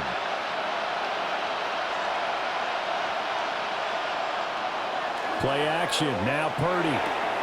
Out right to Bourne. And they bring him to the ground just shy of midfield. 12 yards there as they keep this drive rolling. It's another first down. Well, this hasn't really been a first half to remember on either side of the ball, but I think this kind of makes this an important drive. You'd love to get this back to a one-score game if you can, and that's good work there to get some yardage here and pick up the first down. McCaffrey on the counter. And great blocking downfield as he's got this almost to the 35-yard line. 15 more there, and they're on a roll. It's another first down. That time a little misdirection really seemed to fool the defense. And think of it this way. From the time you're in high school, you're taught to watch film and pick up tendencies. Sometimes they can use those against you, though, when they break their own tendencies and hit you back the opposite direction, huh? Connects with Kittle underneath. And he gets it down a yard or two shy of the 30 before he's out of bounds. Short completion, just 4 yards, and it'll be second down. Got to give credit where it's due. Really nice defense on that play. The pitch and catch was successful, but not any run after it.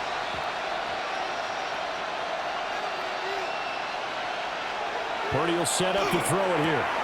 There's a short one caught by Tonjes, and he'll be out of bounds just inside the 25-yard line. That one good for 7 as this long drive continues and the chains move again. That was a route run not just with dexterity, but with intelligence. Found the hole in the zone, made sure the quarterback saw him, and was able to make the sure catch and flip the down marker back to 1. Completes it to the tight end, Kittle. And down inside the 15, shy of the 10. The Niners passing game in sync now. They've got another first down. And what a nice example there of a tight end doing exactly what he needs to do. How about how he worked his way to the outside, made sure he secured the catch, and then anything after that, we count that as a bonus. And indeed, he gets enough for the first down.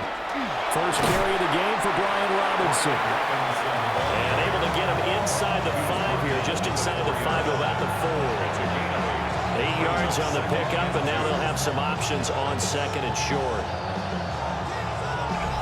We've got a 14-3 ball game with 2 minutes left in the opening half. From the 4, it's second and a couple.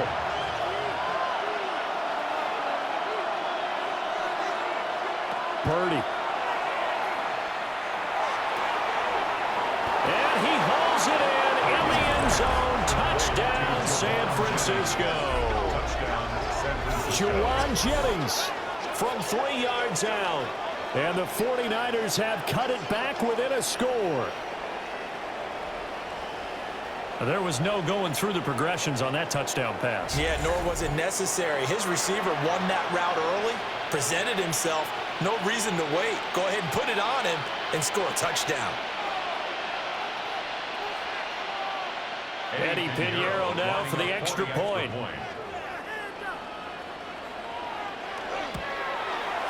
And he's got it. That cuts the lead. It's now 14-10. A 10-play drive that time. And it's polished off by a touchdown for San Francisco.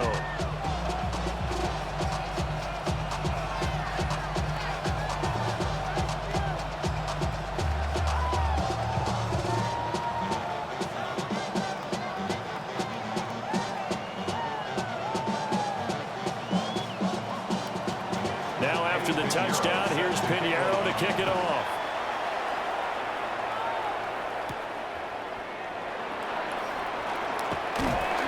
And they will wrangle him down a couple yards shy of the 30. The Buccaneers offense and their running back Bucky Irving getting ready to go back to work. And he's been a tough man to stop in this first half. He's putting up some big numbers already, and we have yet to reach halftime.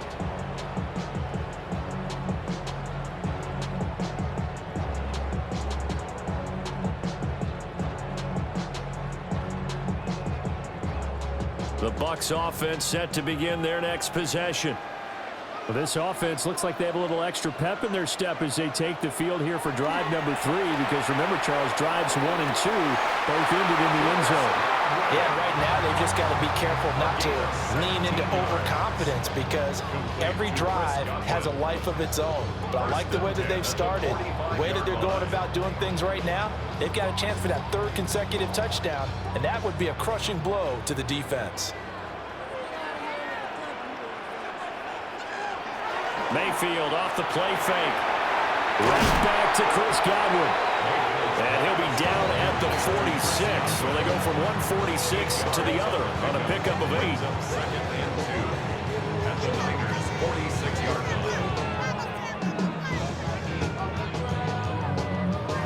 line. Second and a couple.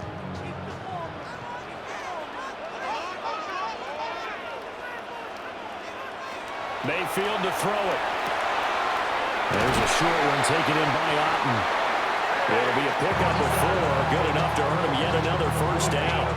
And the tight end is certainly a position built to move the chains, because they can control space underneath. If they've got good hands, then of course they're a dynamic target.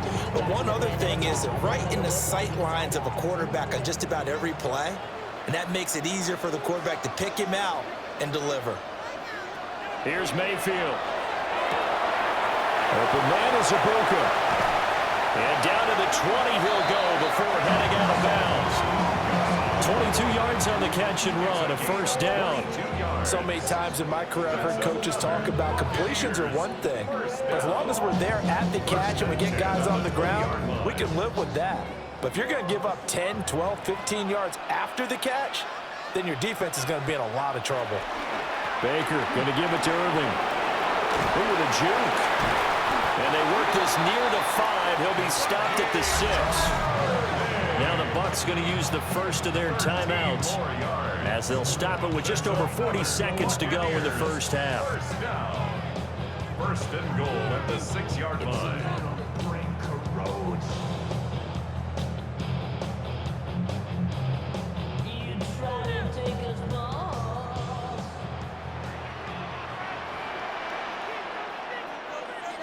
They'll bring the tight end in motion right.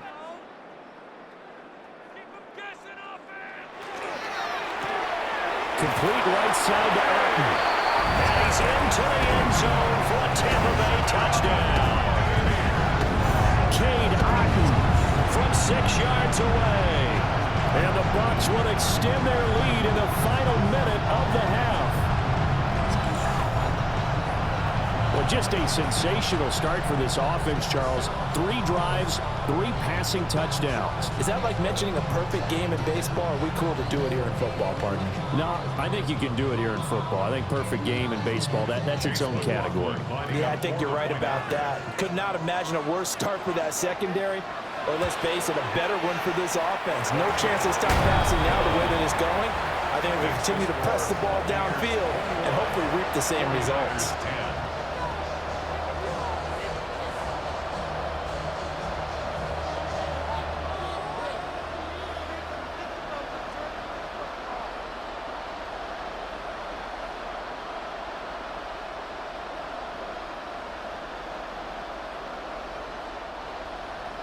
Following the touchdown, here's McLaughlin to kick off.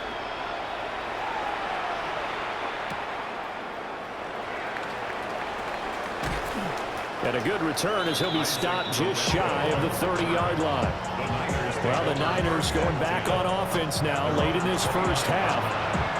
And with him down 2 scores, you wonder if they might try and put something together, even if it's just to get into field goal range.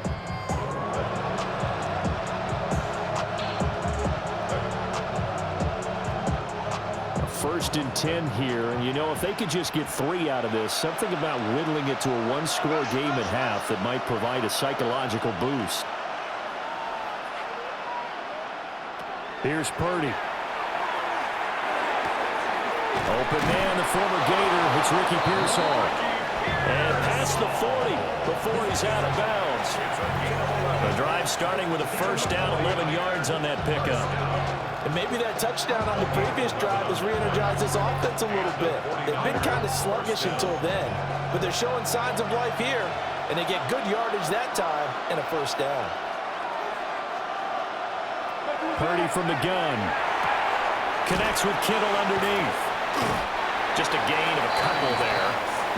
And that'll make it second down. Well, they're unable to convert that into much, but it's never a bad idea to try to get the ball into a tight end of his caliber's hands and see what kind of disruption he can cause. Here's a 2nd and 8.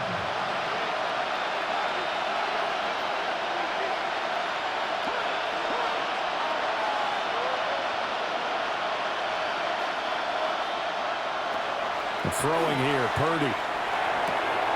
Open man is born. And he'll take this to the other side of midfield before going out of bounds.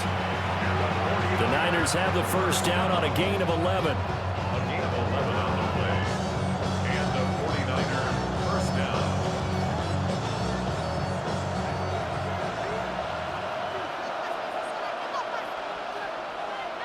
Purdy now to throw. Pass complete once again to Bourne. That's good. The completion there for 7 yards. And it'll be second down. Brings up 2nd and 3. At the Bucs 39 yards. And with just 4 seconds left in this first half, a timeout call.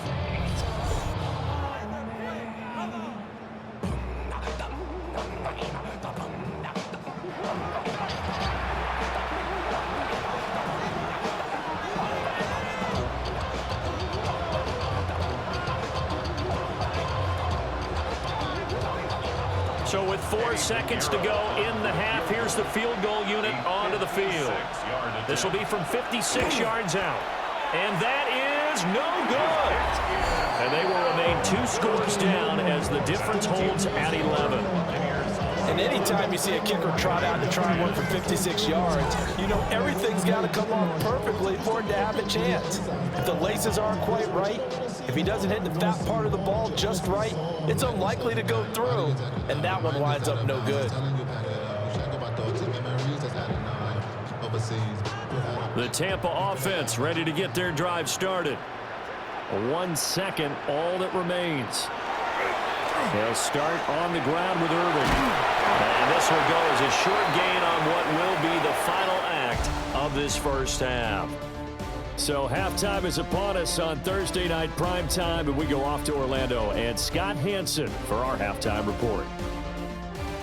All right, Brandon, thanks much. Welcome in, everyone, to the downtown Orlando studios. Scott Hansen and crew with you for a short and sweet halftime, as this game's had a little bit of everything to it.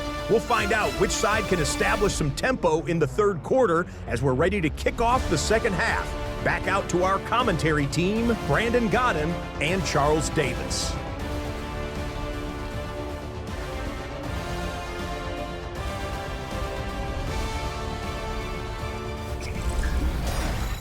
All right, Scott, thanks very much. And we welcome all of you back here on EA Sports for quarter number 3.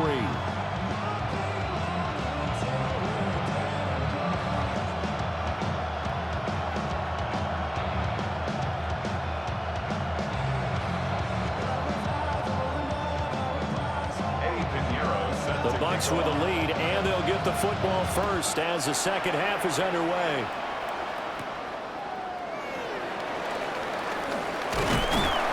And out a little across the 25 to the 27. Out come the Buccaneers. They'll have it first to start in the third quarter.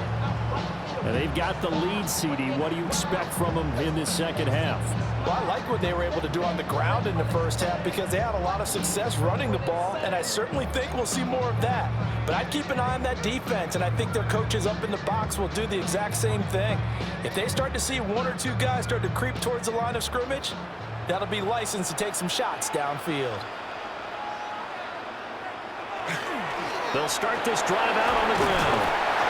He'll be hit down at the 33, 5 yards on the play. Yeah, another good run there. He's been such a big part of their success here this afternoon. And that last carry, it puts him over 100 yards now for the day. From the 33, here's 2nd and 4.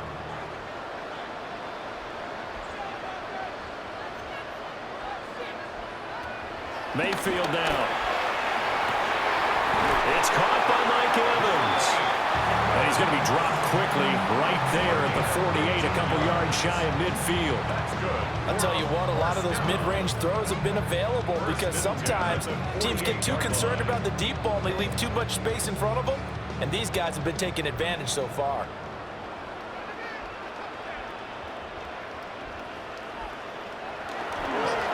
Straight ahead, it's Irvin. Trying to find a lane, but instead he'll get back to the line of scrimmage, and no more. He'll lose a yard there, and it's 2nd and 11. And plays like that are exactly what this defense needs here early in the second half to give it a little spark. I think their halftime adjustments, what they talked about, maybe it was just a little inspirational speech. Who knows? But looks like they're ready to go. They go play action. Mayfield. To the left side, he gets this one to Ibuka. But he's able to get this to the 40-yard line before he's out of bounds. 2 catches in the first half. Now he's got a third here, and it's good for a first. And now we get into the psychology of the whole thing because a lot of teams with a 2-score lead in the third quarter, they almost become defensive with their offense, just playing not to lose. I think with this team, you got to figure at this point, this is a great spot for them to go into attack mode, really try to put the hammer down and finish this one off. And he gets it down a yard or 2 shy of the 30 before he's out of bounds. That time on the run-pass option, when he decided to throw it, not a quick little drop-off. He went downfield a bit. Reminiscent of a triple option quarterback in college because he faked it inside, and instead of immediately throwing it out to the perimeter, stepped back in the pocket to find a target downfield. A run up the middle with Irvin. And for one of the few times here today, this run's not going to go anywhere. He can muster only a yard there, and they'll be left with a third and very short. And that last carry puts him right at 100 yards for the game. So how has he done it? Because he's been patient, followed his blocks, let everything develop, and then burst through for big gains. Mayfield, and he fumbled it. It's on the ground. And now this is scooped up by the 49ers. And they're going to set up shop at the 32-yard line. On those sneaks, Charles, so many arms, bodies in there. Tough to protect it. You see it there. And you and I both know that behind closed doors, coaches just call that careless. You know you're going into a mass of bodies and they're going to be reaching for the football, and you're taught just to get low, protect the ball, and just drive forward and get what little yardage you need. In this case, let the ball get away from his body. It got knocked free.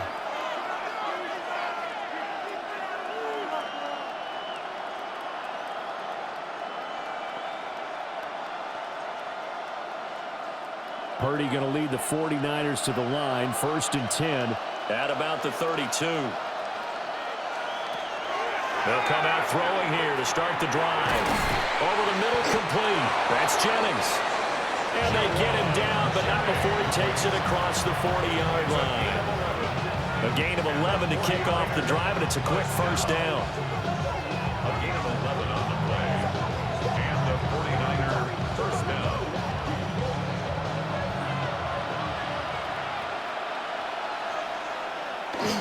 On the toss, they run wide side with McCaffrey. Looking to find a lane, but he can't rein in at the line of scrimmage. Officially, it's a 1-yard loss. That's going to bring up 2nd and 11. This defense is just flat getting after it. They have not given up much of anything in the run game. Case in point right there. Looking at a 2nd and 11 now after the loss. Out of the gun, Purdy. Connected here with Christian McCaffrey. And he showed off the athletic juke. Good little gain there. Not a whole lot of real estate, but a nice carry. And we see another pitch and catch there to the running back. This position just continues to evolve. They become just as critical to the passing attack as a lot of receivers, tight ends, because their ability to make people miss in the open field can really generate big plays for an offense. And he is going to have a 49ers first down, at least at first glance, as he'll spot the football just beyond the marker. They find a way to convert on 3rd and inches. There may have been a little bit of an element of surprise there. 3rd and inches, and they go quarterback sneak. I still feel like this is a play that often is reserved for 4th down. Up the gut, McCaffrey. And he takes this for about 6 down inside the 40. He hadn't had a ton of success here so far, but you get the feeling that he might be on the verge of popping one. Yeah, even on that one, there was a little bit of a hole, but it closed there quickly at the end. Second down and 3.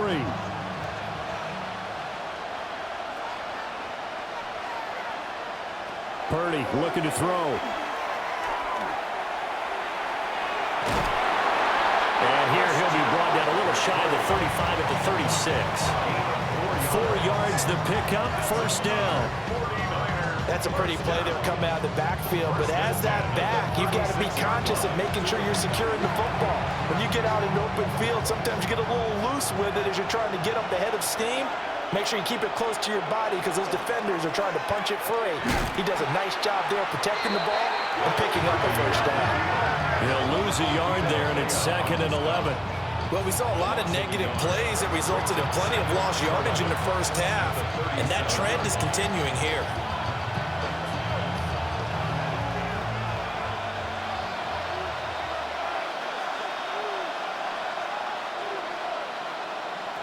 Shotgun now with Purdy. And he's going to drop this down to McCaffrey. And he'll be brought down on the 30-yard line after a gain of 6. It's a gain of 6. Brings up 3rd and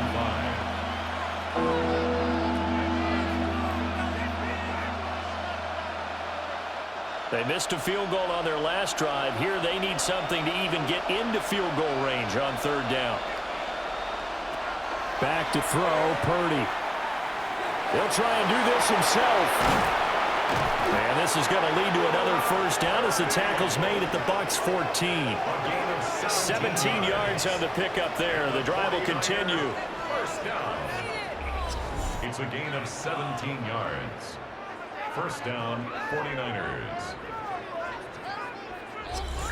He certainly isn't looking at the scoreboard out there because, to me, all he's concerned about is analyzing the field and making most of the time left in this game. Deficit's still there, but he's starting to hit them with some big plays.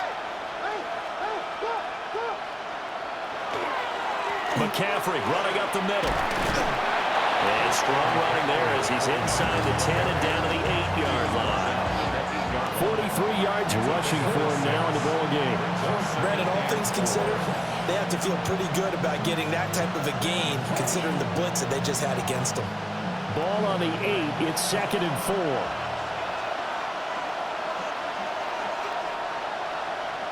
Well, they'll run it here on the jet sweep. And this is not going to work as planned. He's going to be met and dropped behind the line of scrimmage.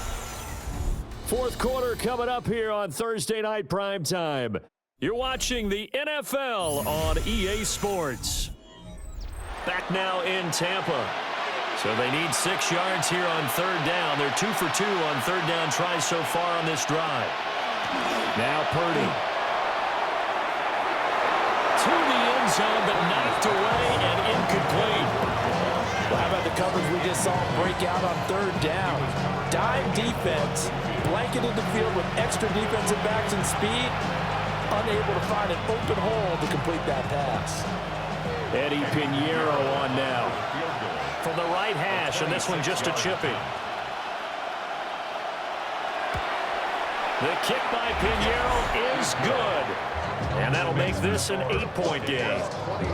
All right, so they needed 2 scores to get back in the game. The field goal there, maybe not exactly what they wanted, but the necessary first step. There's still time remaining, and there's enough time to get it done. They've got to get at the least a 3-and-out here to get the ball back, preferably a takeaway.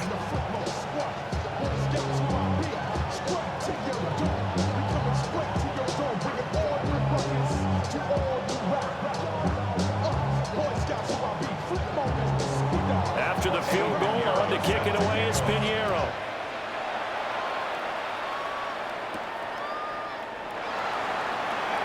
Oh, look at the juke.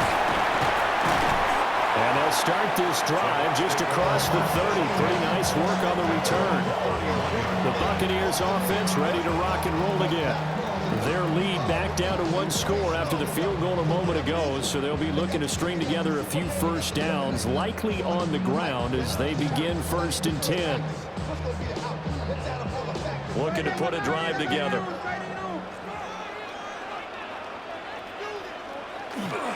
They'll start on the ground here on first down. And he'll get this one up to about the 39 here. Just what you want on a first down run. Call it 8 yards, and it's 2nd and 2.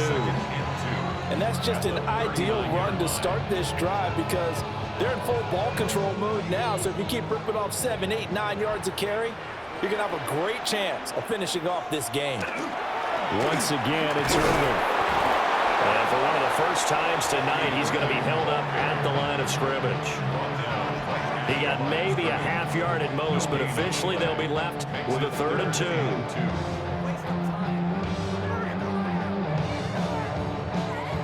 The offense on 3rd down tonight, they've been okay, 2 for 3 thus far. This time they face a 3rd and 2. He's going to flip that out to the flat. It's complete. So no gain on the play. And that'll bring up 4th down. You hate to surrender the football when you're nursing a slim lead, but they're going to have to punt it away. Trust that defense. It's the right play at this stage of the game as well. You don't need to press it here because you do have that little bit of a cushion, and you count on your D to make it stand up. Dixon, the punter, is on as he sends it away. And a fair catch signaled for and taken at about the 18-yard line. A 40-yard punt, no return. And the Niners will go on offense, 1st and 10.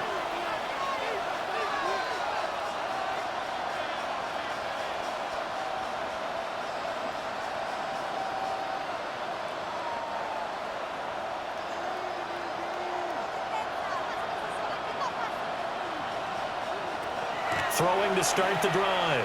Purdy. And he's going to lose a yard or 2. Taken down behind the line. Anthony Walker giving that O-line fits. He gets in there to drop him. Well, he was really focused downfield, but there was really no viable options. The coverage was too good. And the defense really quickened the tempo of that play with their pass rush because there was nowhere for him to go with the football. The only place he ended up, down on the ground. After the sack here, 2nd and 11.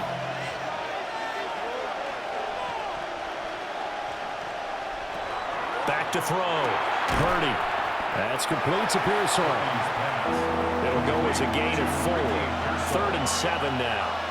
One thing I think that's safe to say defensively, the tackling's been really good. And because of that, it's been very, very hard for them to move the ball because you're not getting the benefits of run after catch. They're tackling them almost on the spot. That means you have to run extra plays, harder to move it.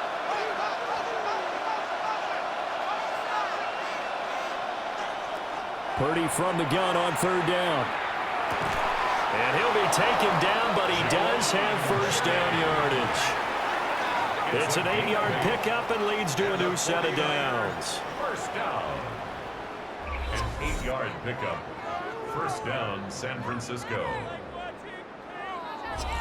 This possession means so much for them. They've got to focus on this drive and find a way to make this a one-possession game. Yes. Got to get a score. Yeah, so good with a field goal. Don't necessarily need a touchdown. From the shotgun to McCaffrey. And he gets forward up the middle, but only for a couple. It'll be 2nd down. They know that old expression, it's not my night. It hasn't been his so far. I don't know if the legs are a little bit heavy. Sometimes having to hang out all day and play doesn't exactly play to your advantage, but it's been a tough go for him. And every time he looks up, somebody's there defensively. That was the same case on that play. From the 31, Purdy. That's into the hands of Pearsall on the right side. And able to get this one across the 45 before he's brought down. It'll go as a first down for San Francisco on a pickup of 16. And that's a much-needed first down right there. Look, they're down by 8. So logic says they don't have to get a touchdown out of this drive. But the way things are going, I don't know if I'd put it in the hands of my defense here. You might not get the ball back at all.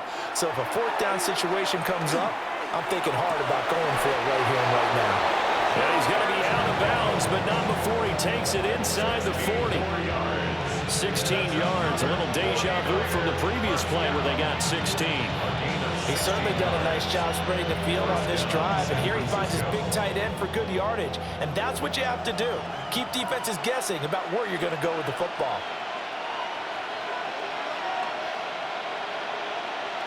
Purdy will set up to throw it here. That's caught. It's DeMarcus Robinson. And they'll have it in the red zone before he crosses over out of bounds. Chewing up big yardage. Another nice gain there. This one goes for 20. That's a pretty throw right there. That ball's in the air a long time, but it's right on the money on the right sideline. A really good route. Moving the defenders towards the middle of the field before breaking to the sideline. What a completion there. Big-time arm strength. Very nice route. They'll wind up getting 7 on the play, and it's second down. A 7-yard pickup brings up 2nd and 3 at the Buccaneers' 10-yard line.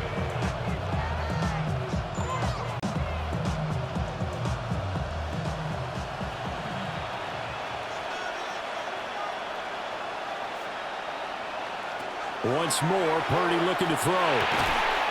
McKinnon here, it's complete.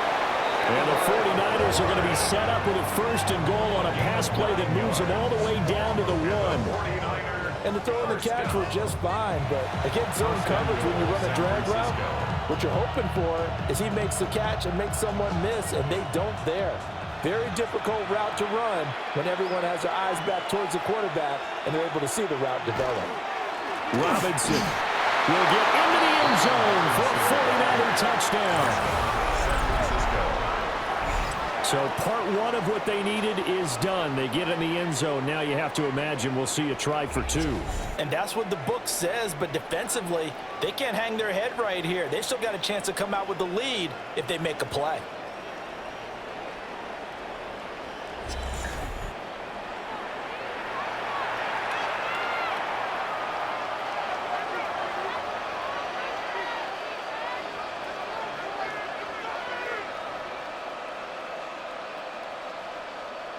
Here we go now as we get set for a big 2-point conversion. The 49ers will line up for the 2-point conversion. Purdy will throw for it. Now, and he will get into the end zone for 2. And this game now tied here in the 4th. Now we're going to get a timeout. Here's we've got an injured Buccaneer. Well, now they're going to come out and take a look at this injury, and we'll be back in a moment.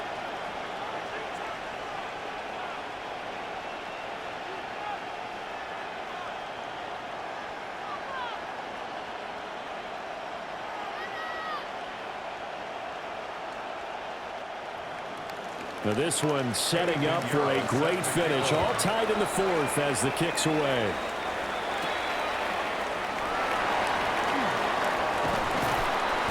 And he won't quite make it to the 25.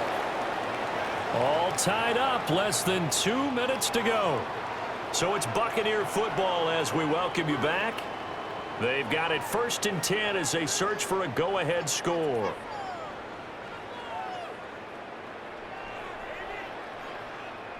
This is 1st and 10.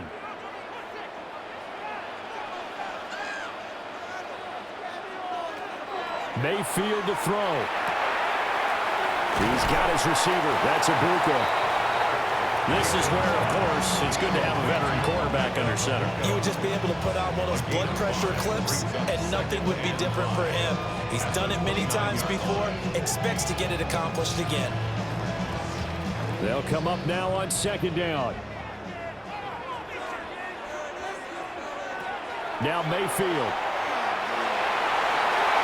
Oh, look at this. It's intercepted. And a terrific return as he takes this thing all the way down near the 20-yard line. So that changes things. You get the interception, and then to boot, a good return tacked on. And really, it was down to him versus the quarterback on the return, and that's one you would think the defender would win. But a nice job there of seeing the play all the way to the end and making the tackle by the QB. San Francisco set to go on offense once more.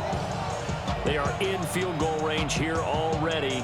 How do you handle this situation, tie game? In a perfect scenario, you want to find a way to get the ball to the proper spot for your field goal kicker. They always have preferences, and you want to bleed the clock down so that when you do kick it, as the ball's going through the post, the clock hits zeros. Now the Bucs going to use the first of their timeouts as they'll talk things over prior to this upcoming 2nd down play.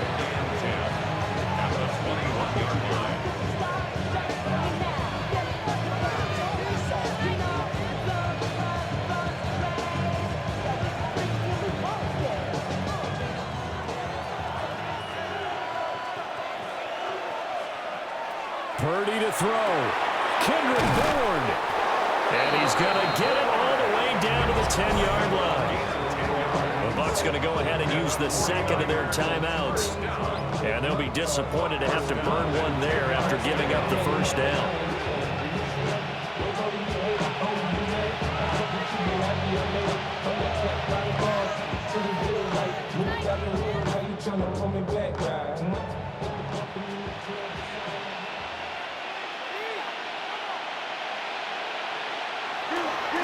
They'll give it up to McCaffrey. The Bucs forced to use their third and final timeout as they'll talk things over prior to this upcoming second down play. Brings up second and 11 at the 11-yard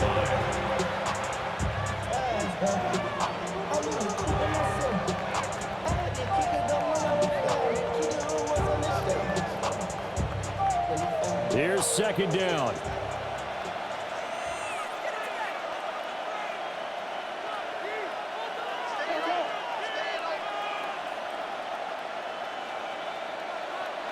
To throw is Purdy.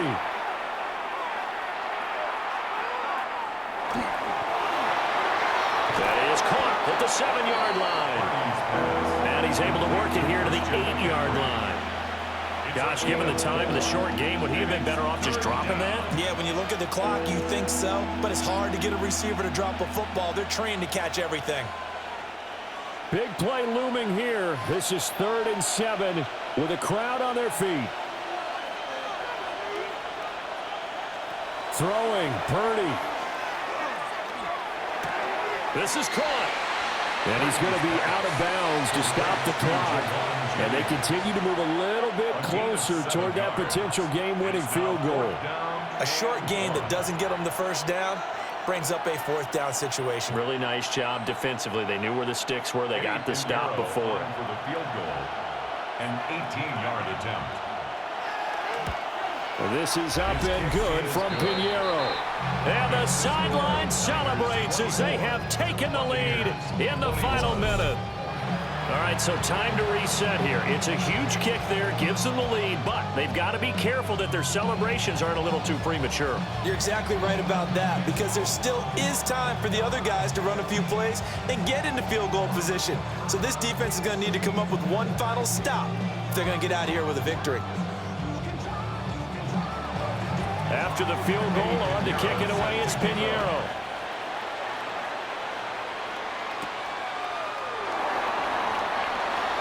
Oh, a nifty juke there. Not much fun for a guy trying to tackle him.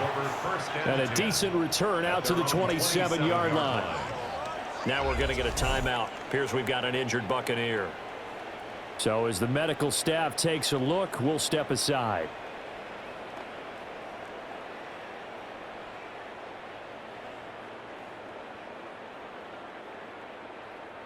Here's 1st and 10.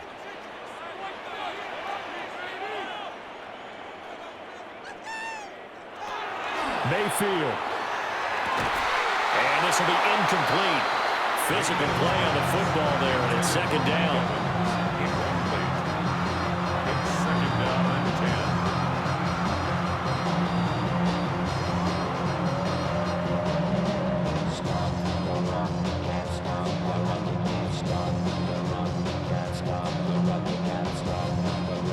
Here comes 2nd down. Mayfield. And that went to the right side and incomplete.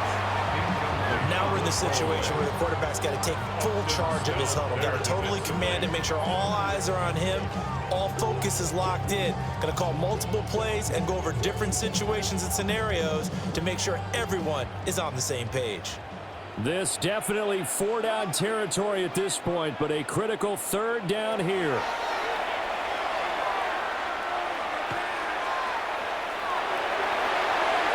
That throw right side here going to be incomplete. This defense looking impenetrable now. 3 straight incompletions. They're giving him nowhere to go with the football. Maybe a little frustrated back there. Oh, there's no doubt about it. When you've missed on 3 straight, there's going to be some frustration. But now he's got to make sure that that frustration is temporary, not lingering. Big throw coming up.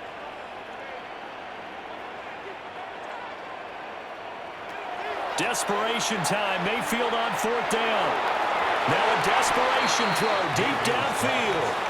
And it's incomplete. They cannot convert, and they turn it over.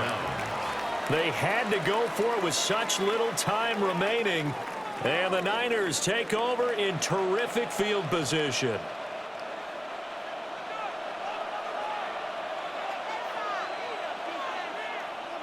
Purdy down to a knee, and that should be the final act of the ball game.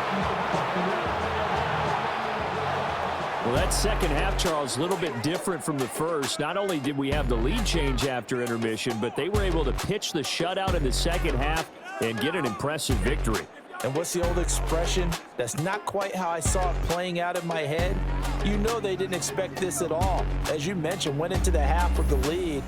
Losing the game is one thing. Getting shut out in the second half, that's a surprise. So that'll do it for us. For my partner, Charles Davis, and all the hard-working men and women on our crew, I'm Brandon Gaudin. You've been watching the NFL right here on EA Sports. With that, we bid you good night from Tampa.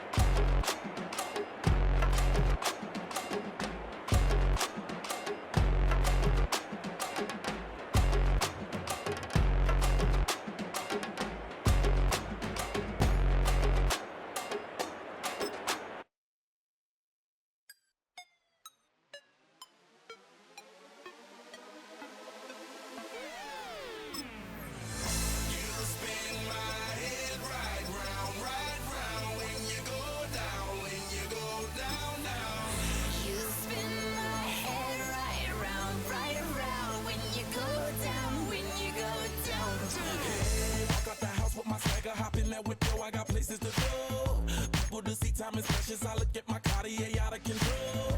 Just like my mind where I'm going, the women, the shorties know nothing but clothes. No stopping at my Pirelli's on. Unlike my jewelry that's always on.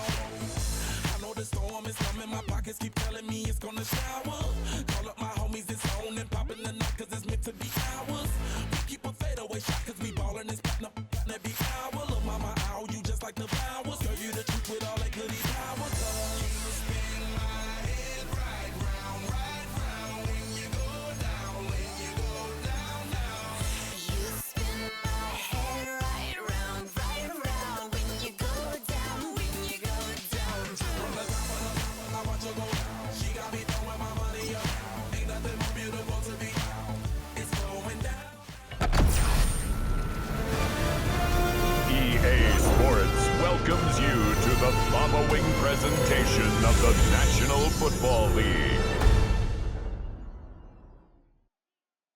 Kickoff fast approaching for another edition of the NFL on EA Sports. Tonight, we've got a good one on tap. It's the Pittsburgh Steelers and the San Francisco 49ers.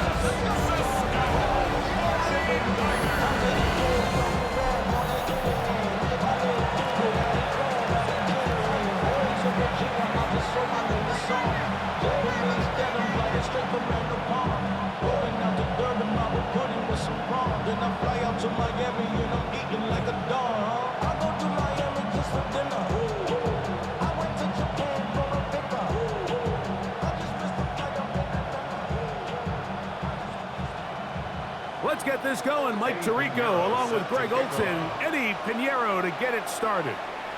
Off we go on EA Sports. And he'll work this one past the 25 to right about the 28-yard line. The Steeler offense ready to take the field for the first time. They are led by their quarterback, the future Hall of Famer, Aaron Rodgers. I had a coach tell me earlier in my career, Mike, specifically about the quarterback position. If you don't have fast feet, you better have a fast mind. And here we have a guy that has played a lot of games under center. He has seen a lot of football, and while he might not be as mobile, he might not have the arm strength to make all the throws he had earlier in his career, that experience behind center, that experience being in these moments before, man, having that quick mind, here's not a whole lot of defense is going to throw at him that he hasn't seen.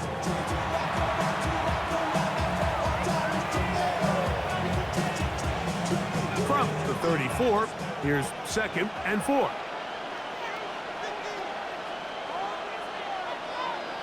In the shotgun, it's A-Rod. And that's going to be a first down. A pickup of 9. One of the easiest ways to negate these really good pass rushes in the NFL, Mike, is just to simply get the ball out of the quarterback's hand as fast as possible. And sometimes it's by design, sometimes it's based on need. But really nice job there by the quarterback, getting into the hands of his receiver, and then see what he can do after the catch. And he'll manage to pick up about 4. D. Winters there to bring him down. A gain of 4. It's now 2nd and 6 at the 47-yard line. Ball on the 47-yard line. Here's 2nd down and 6. Metcalf, the motion man. Play action now with Rodgers. A throw on the move is caught. And it'll be a short pickup that's not enough for the first down. A bit of a quick hitter here, and what you're hoping for, Mike, is that the defense can't react quickly enough because the ball's coming out so hot, but they knew it was coming, and they end up holding them to just a short gain. They'll run the sneak, and it looks like he's going to have that first down. He will, not by a whole lot, but he's gotten enough. They convert on 3rd down. I know it's early in this game, but in my mind, that's 4-down territory, and certainly now the coach doesn't have to make that decision. He keeps it on the ground on 3rd and short, gets a fresh set of downs, and now they got to see if they can come away with some points. Finds an alley to the 35, and he's going to be taken down. A gain there of 15. That's a Steeler first down. Really nice explosive play there on the ground, and I'll tell you what, for these fans sitting in the stadium, they're not used to seeing their home team pushed around, so continue to be physical at the line of scrimmage, mix in the runs with the pass, and if they can continue to generate these big explosive runs, I don't think they need to go away from it. And no chance to turn and go. That one good for just a couple. Just a simple hitch route. Certainly nothing special there or anything downfield, but the idea is the more of those you throw and those efficient passes, the second the defense moves up to take it away, that's when you go for the big ones. Working out of the gun, it's Rodgers. He'll let this go towards the end zone. And that ball out of reach toward the sideline. It'll be Mike Tomlin wants the officials to get another look at it. So out comes the challenge flag. Previous play is under review. They're looking both at the feet to see if 2 were down, but also whether or not he had full possession of the football when those feet were down.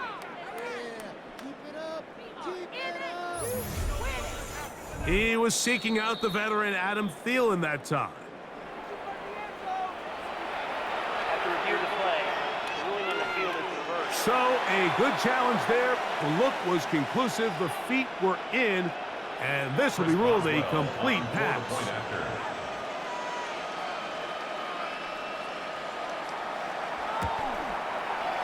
Boswell adds the extra point, and the Steelers will take a 7-0 lead. 49ers nothing.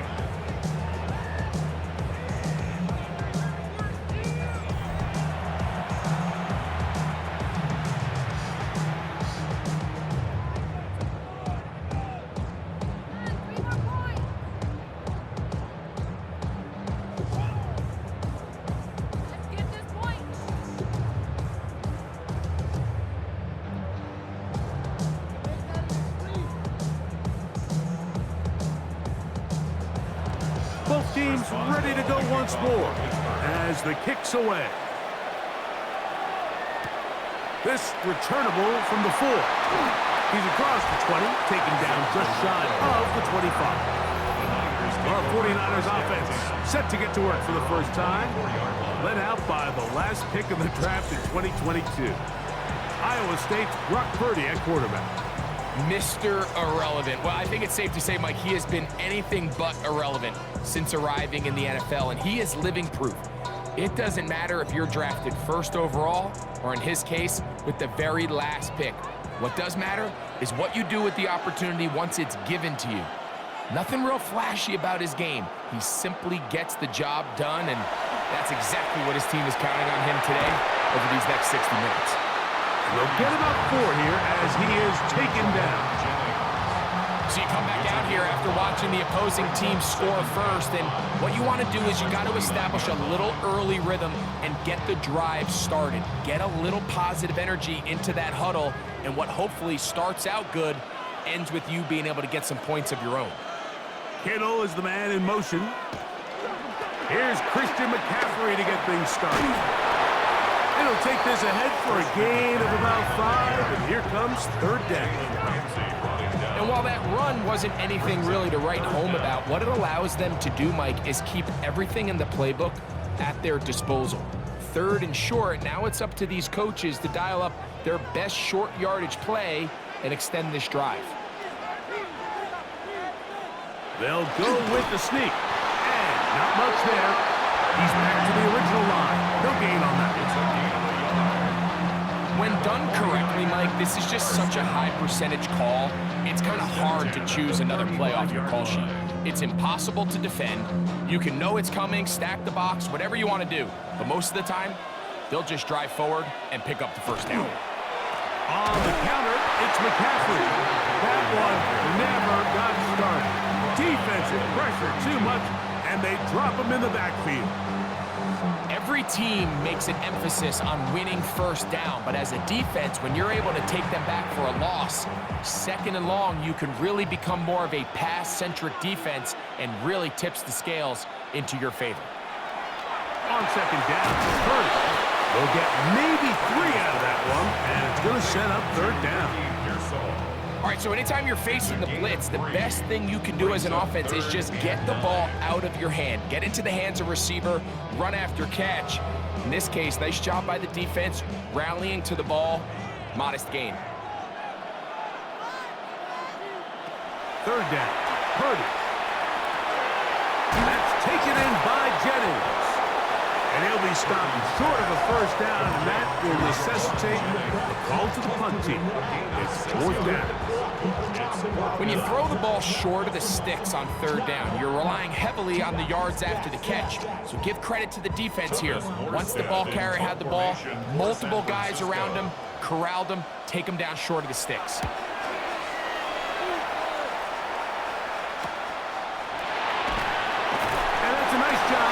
Getting to him, making sure that return was not going anywhere. The Steelers offense ready now for their second drive.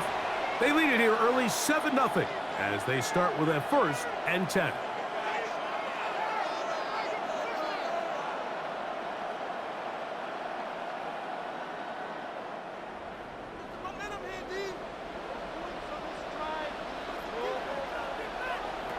From the gun, Rodgers.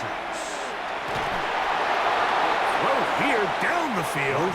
Will fall. Incomplete.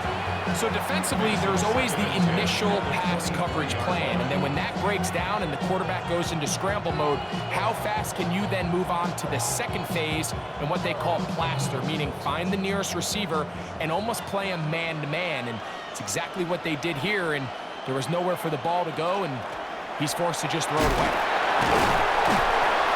Lane closes quickly. A pickup of 3. Linebacker Fred Warner brings him down. So these, Mike, are the body blow runs. They're not big gains. They're nothing fancy. But they really set that physical tone for the rest of the game where now a good play caller can use some of these early runs to set up something a little bit bigger down the road. He's going to air one out for Metcalf. That is caught. And they are not going to catch up to him. He will score. 73 yards. Touchdown, Pittsburgh.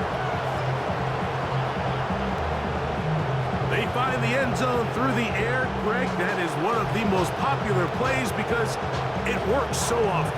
You're right, Mike. We see it all the time. It's a 4 vertical concept. But the key is you've got to stretch the defense and put pressure on the secondary. That's exactly what they were able to do here. They take advantage, and they go deep for 6.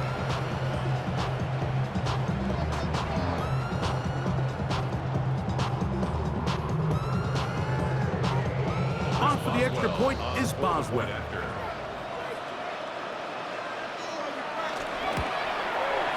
It's up and good.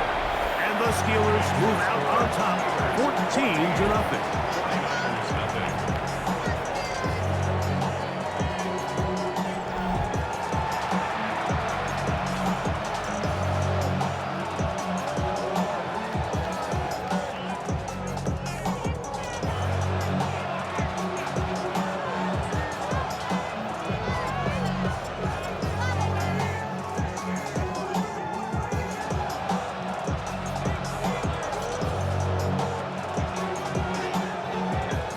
Boswell now following the touchdown.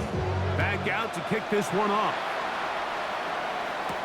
Here's Sky Moore now to return it. And a solid run back there. He'll get this out past the 30-yard line. At their own 31-yard line.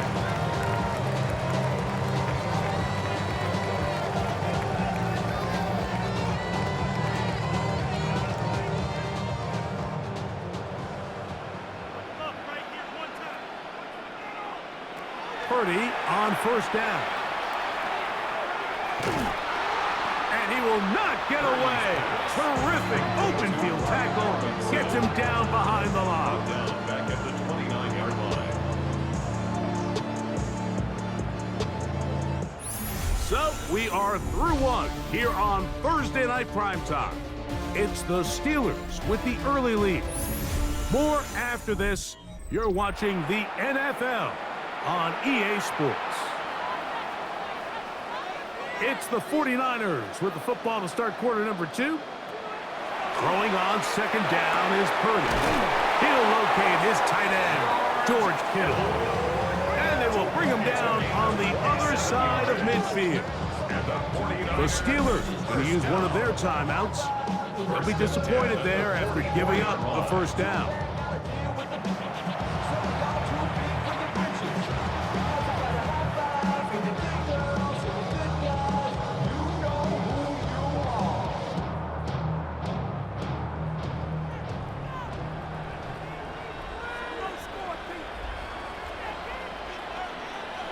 Here's Purdy.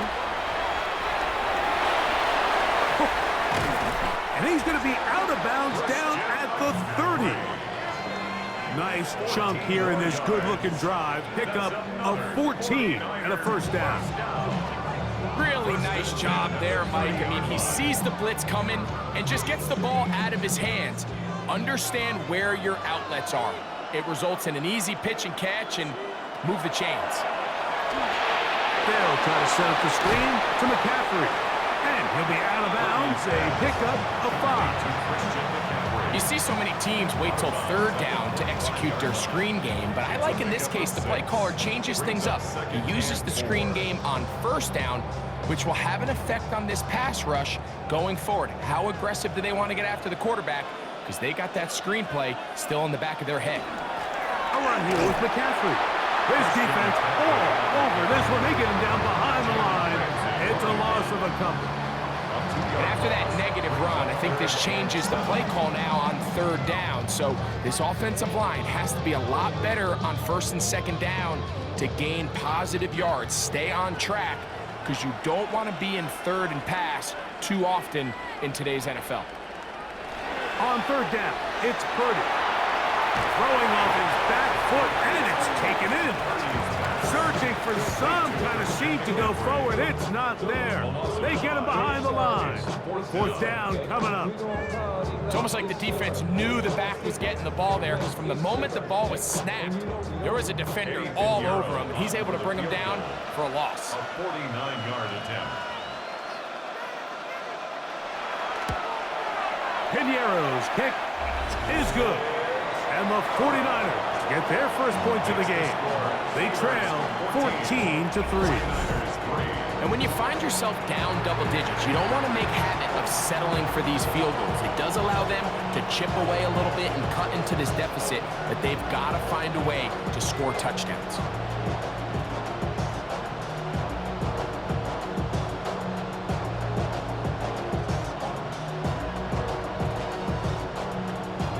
So Pinheiro has a field goal a moment ago. Now he's back out to kick it away. To return is Kenneth Gainwell. And he's brought down right at the 25-yard line. The Steelers offense and DK Metcalf getting set for their next possession. And it may be time for this defense to start throwing a second defender at him, maybe. Look at what he's done. Whatever the defense has tried the first half, it hasn't worked.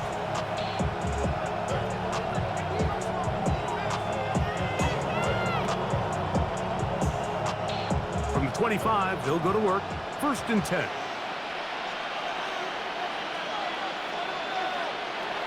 They'll start this on the ground with Warren. And he's going to get this to the 37-yard line. 12 yards on the game. That's good for a quick first down. Well, a really nice start here to the drive. Early down success. Every offensive coordinator is trying to find ways. How do we pick up first downs without having to get to third down? We see it here. Big explosive run. Now the rest of the drive unfolds. That's complete. Calvin Austin. And that keeps him ahead of schedule. That's a first down completion of 7 yards. Brings up 2nd and 3 at the 44-yard line.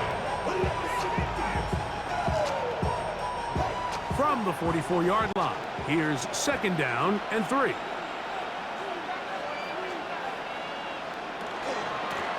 Here's Gainwell. And he'll take this one forward for about 3, and that's a first down. And the offensive line does a really nice job winning this play at the point of attack. And once he got the ball, all he had to really do was just find a crease and hit it, and he's able to pick up the first down. A couple of first downs, and the football's out to the 48-yard line as they come up 1st and 10. Room to run inside the 40. And they'll take this down inside the 35. A 19-yard pickup there. Good for a Steeler first down. Nice job by them getting the back to the perimeter. Then he's able to get outside, stick his foot in the ground, and then get vertical. Right down the numbers. Those are the type of runs this offense wants to see more of going forward. And he's going to be taken down. Not so easy this time. They drop him back behind the line. It's 2nd down. Well, there hasn't been a whole lot for this crowd to be excited about on either side of the ball, but at least now the defense is trying to be that spark. Nice tackle for loss there. Can they do something to build upon to try to get this team going? Get this complete. It's Thielen over the middle. And it'll be taken down after a gain of 9, and 3rd down coming up. 3rd down.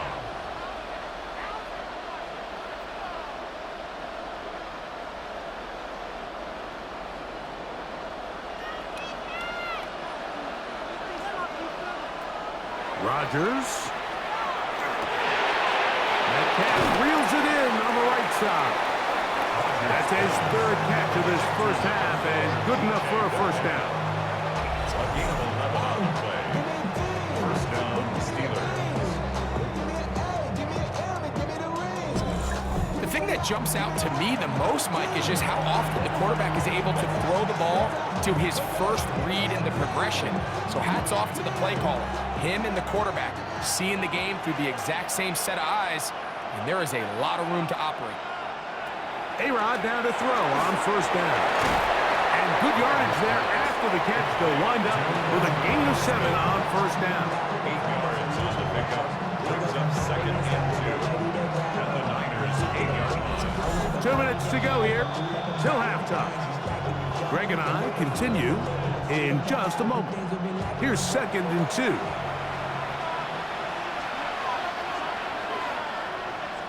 They'll throw again. Here's Rodgers. And he'll take it on in. Calvin Austin. Touchdown, Steelers. And what a fitting end to this drive, Mike.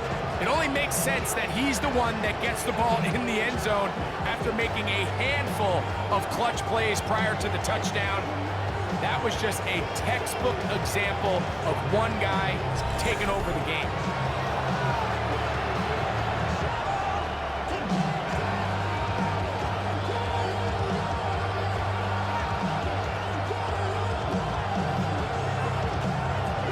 Boswell now for the extra point.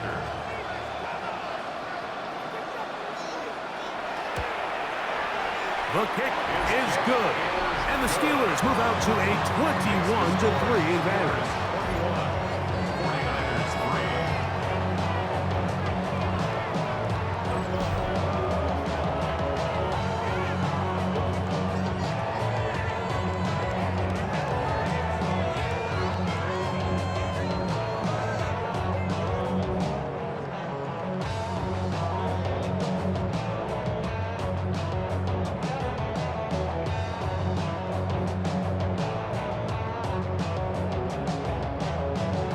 Boswell now following the touchdown.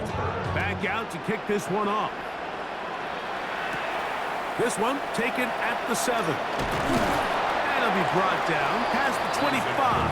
Decent field position to start this drive. The Niners offense are ready to take over once more. They'll try to get this a bit more respectable before the break. It has not been their half to this point. Let's see what they do on this drive. First down now.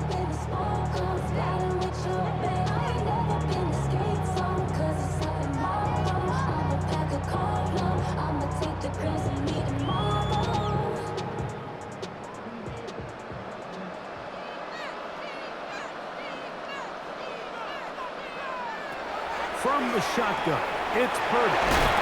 And he's brought down after a gain of 6 on first down. Great example of first down efficiency. You don't always have to go for the big play, but put yourself in a friendly second down. Now you have equal opportunity to both run and pass. They'll come up now for second down and 4. Throwing from the gun is Purdy. Open man is Jennings. And they'll whistle him down, but not before he picks up a first down after a gain of 7. And that first down was huge for this offense. Now they can take a deep breath. Focus on trying to put a late scoring drive together before we hit the halftime break.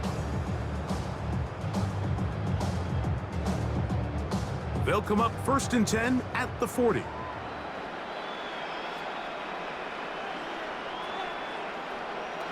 From the gun, it's Purdy. Gets it away quickly, and it's caught. And he's close to another first down. He's brought down just shy of the marker. Receiver just finds himself in a really nice groove, and there's these weird times in the game, Mike, where it just seems like every ball comes your way, every play they call, you're wide open, and you just find yourself in one of those grooves that athletes talk about. So they got to continue to ride the hot hand, because right now on that field, there's no mistaking who it is. And he'll be taken down. The gain is 6, and it's a new set of downs. He picked up the first down. A gain of 6. Timeout 49ers. That is their second. As the clock will stop with 55 seconds to go until halftime.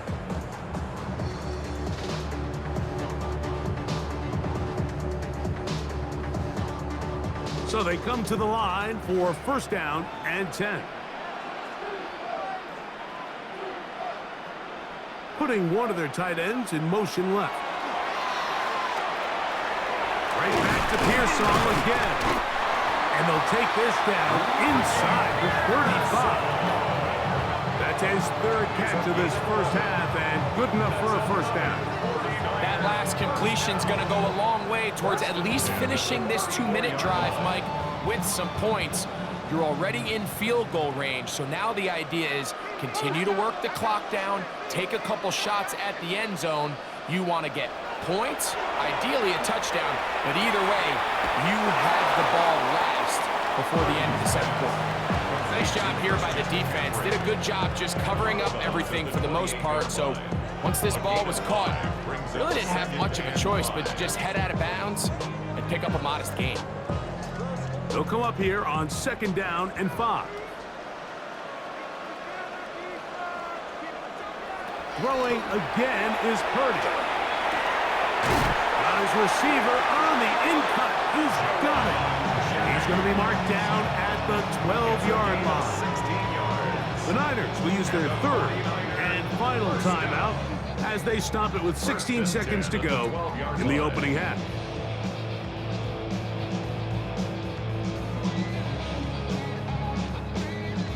Down at the 12. It's 1st and 10.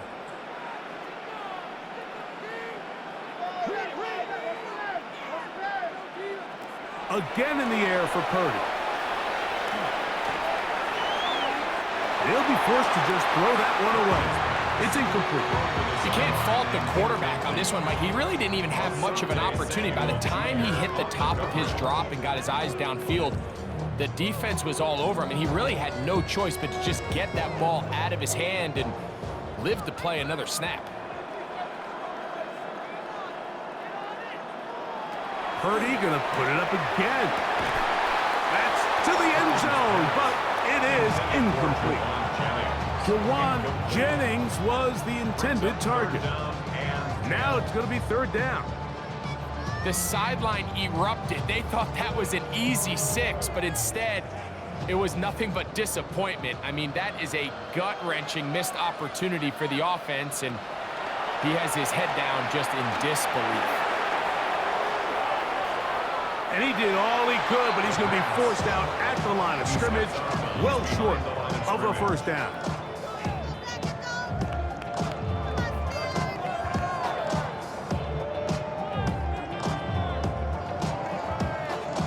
Eddie Pinheiro going to come on and try a field goal now. This from 30 yards out. He is 2 for 2. That kick is good. So, halftime, straight ahead, and we'll send it to and no rest for the weary. Let's get right back to it. Quarter number 3 set to begin.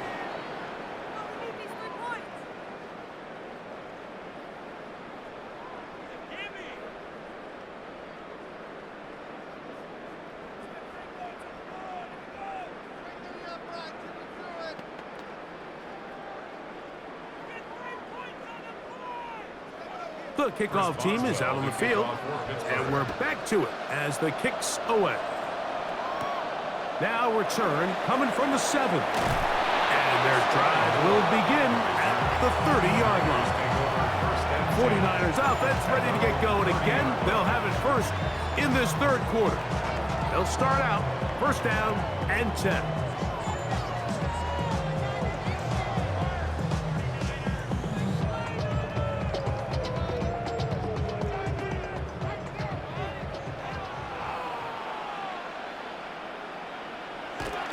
They'll roll out here with Purdy.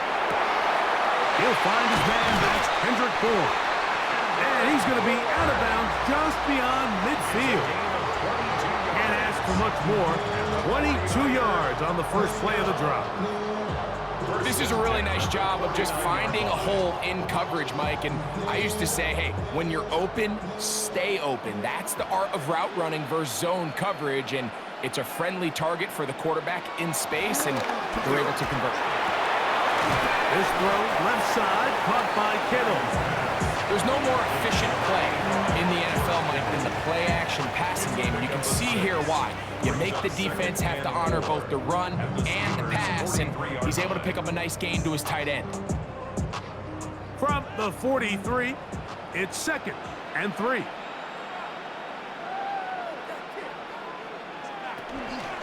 On the handoff, McCaffrey. And, they smacked him down there. Big hit right at the line. No gain. The speed and the get-off by the big interior defensive tackle, Mike. I mean, he got through there so fast, he almost took the handoff himself.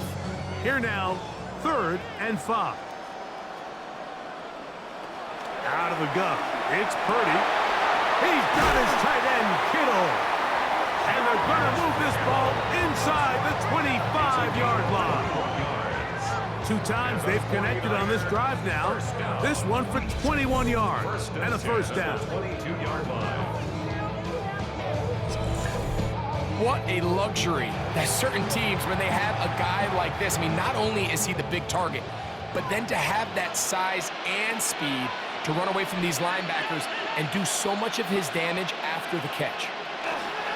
The run here with McCaffrey. And he's going to struggle to get back to the line. Maybe a yard. There to make the stop, the All-Pro T.J. Watt. Brings up 2nd and 9 at the Steelers' 21-yard line. From the 21, here's 2nd and 9. Throwing is Purdy.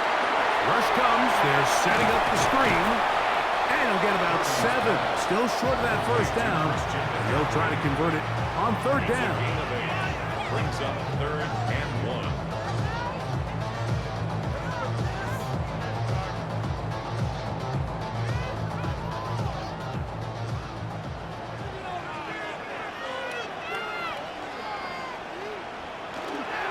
They'll try to run for it with McCaffrey. And the 49ers are going to be set up 1st and goal. Nice run, getting them down to the 6. Nice run right there. You get down here into the red zone area, Mike, and yards are hard to come by. He's able to stick his head in there and sets him up for 1st and goal. Well, a chance to get right back in it here. 1st down and goal. They're hauled in at the 2.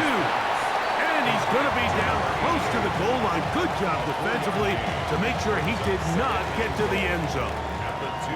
I wouldn't be surprised if some point here in the future, Mike, this quarterback drops back. It looks like the same old hitch route underneath, and they give a pump fake and go. You can lull a defense to sleep with a lot of these underneath quick game passes, and once you do, you can try to go for the big one. And no signal as of yet. And none forthcoming. He is stopped short. And now it's 3rd and goal. And after putting together what's been a long and methodical drive, they suddenly find themselves on the verge of potentially stalling out. So this defense, they can get a stop here. That would feel like a pretty big win on a drive that's largely been dominated by the offense. Injury on the field, and it is George Kittle who is in some discomfort. And as the medical staff looks him over, we'll step aside.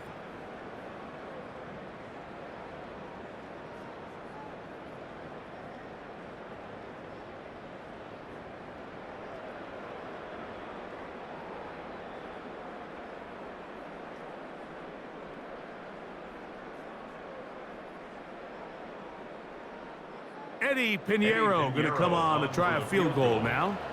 This about as short as you can get. 3 for 3 in the game, as this one is also good. And the Niners will cut into that lead. It's always a little bit of a letdown, Mike. You find yourself deep in the red zone and you have to settle for a short field goal like that. In this case, he's able to put it through, and they get 3.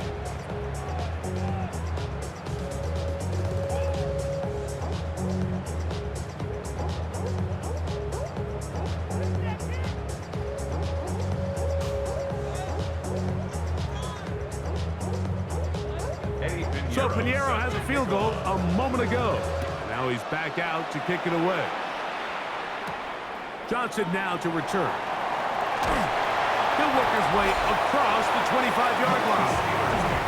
The Steelers offense and their wide receivers getting ready to get back to work.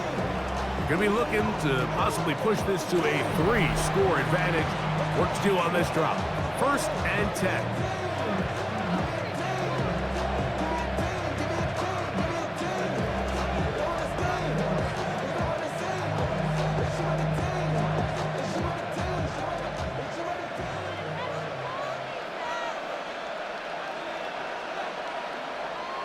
Now it's a bootleg with Rodgers. Complete Metcalf with the grab. And he's out of bounds up beyond the 45-yard line. That catch puts him over the 100-yard mark here tonight, and it gives the team a 1st down. Nice play design here by the offensive coordinator. His ability to get the quarterback outside the pocket, take some stress off the protection. By the time he reaches the launch point, the receiver's running wide open downfield, and he puts the ball right on the money. And he'll get forward for coverage. D. Winters there to bring him down. Brings up 2nd and 8.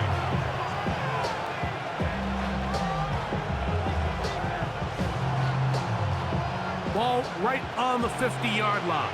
Here's 2nd and 8. Working out of the gun, it's Rodgers. He's got Freiermuth open on the left side. Complete to Pat Freiermuth. It's a gain of 2 yards, and it's 3rd down.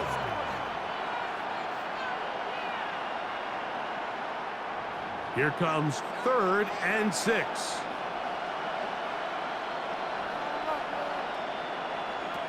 From the gun, Rodgers. That one too far out in front. It is incomplete. I think he predetermined that 3rd down throw, and even though the coverage was tight, he still tried to fit the ball in there anyway, and it ended up falling incomplete. I think if he goes through his progressions and has a little bit more trust in his protection, I think there's an easier throw to make out there. And no chance of a run back here. This one's going to sail out of bounds. The Niners offense back onto the field for their next possession. They need to start making some inroads here. Down 2 scores as they begin this drive with 1st down.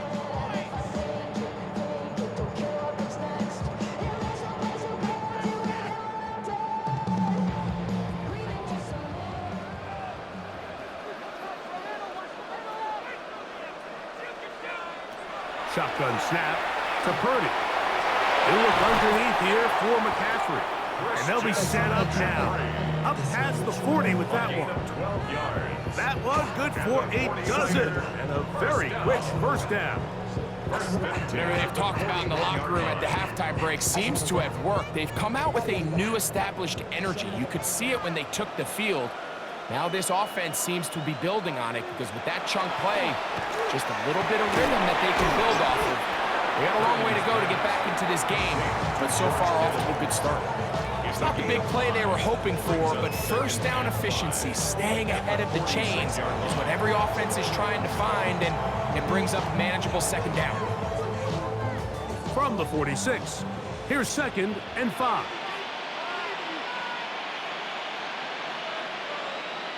Play fake to McCaffrey. Now Purdy. The blitz overwhelms the offensive line, and down he goes. The big veteran, Cameron Hayward, gets up for a loss of 7. And now it's 3rd down. We've seen a little bit of a transformation across the defensive tackle position. And what I mean, Mike, is years ago, they were on the interior of the line to stuff the run. They were big bodies taking up space. Now, not only do you have to defend the run, you have to be able to win one-on-one matchups and get to the quarterback.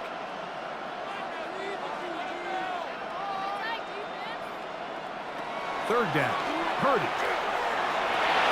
Caught by Pearsall. And he'll be stopped short of a 1st down, and that will necessitate a call to the punt team. It's 4th down. I think this is one of those plays that when the ball carrier watches this back in the film room tomorrow, he's going to be a little frustrated with himself. If he could just have made that one guy miss, he picks up the 1st down. Instead, he gets brought down short of the sticks, and now they got a 4th down decision to make. And this one's going to land out of bounds as they'll mark it inside the 20. 15-yard line.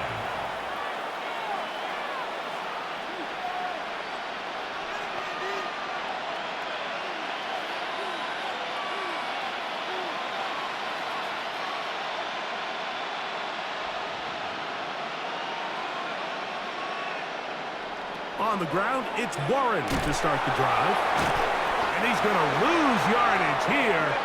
That's the way they'll switch ends as this 3rd quarter has come to an end.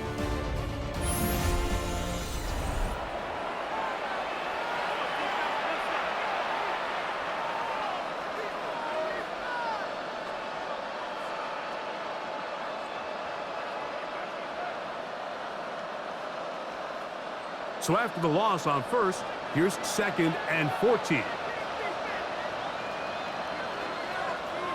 Rodgers. This one complete to Hayward. And he can't get away. They rally to the football defensively. Bring him down for no gain. Sometimes it's easy for a defense to lose track of a running back, especially when he leaks out from the backfield, but not the case here. They kept eyes on him the whole time. Comes in, makes a sure tackle, and drops him for a loss. 3rd and long for Rodgers. This one just too far for the receiver, out in front of him. That one falls incomplete.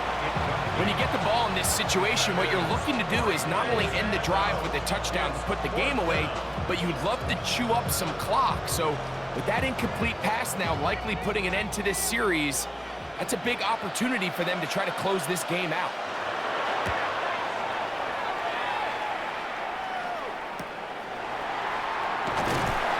Going to be brought down after a short return, and that's where his team will get possession of the football.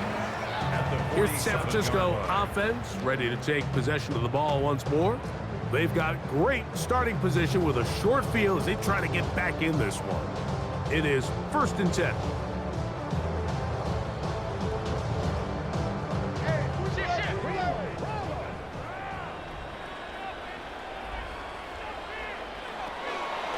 Purdy going to give this one to McCaffrey.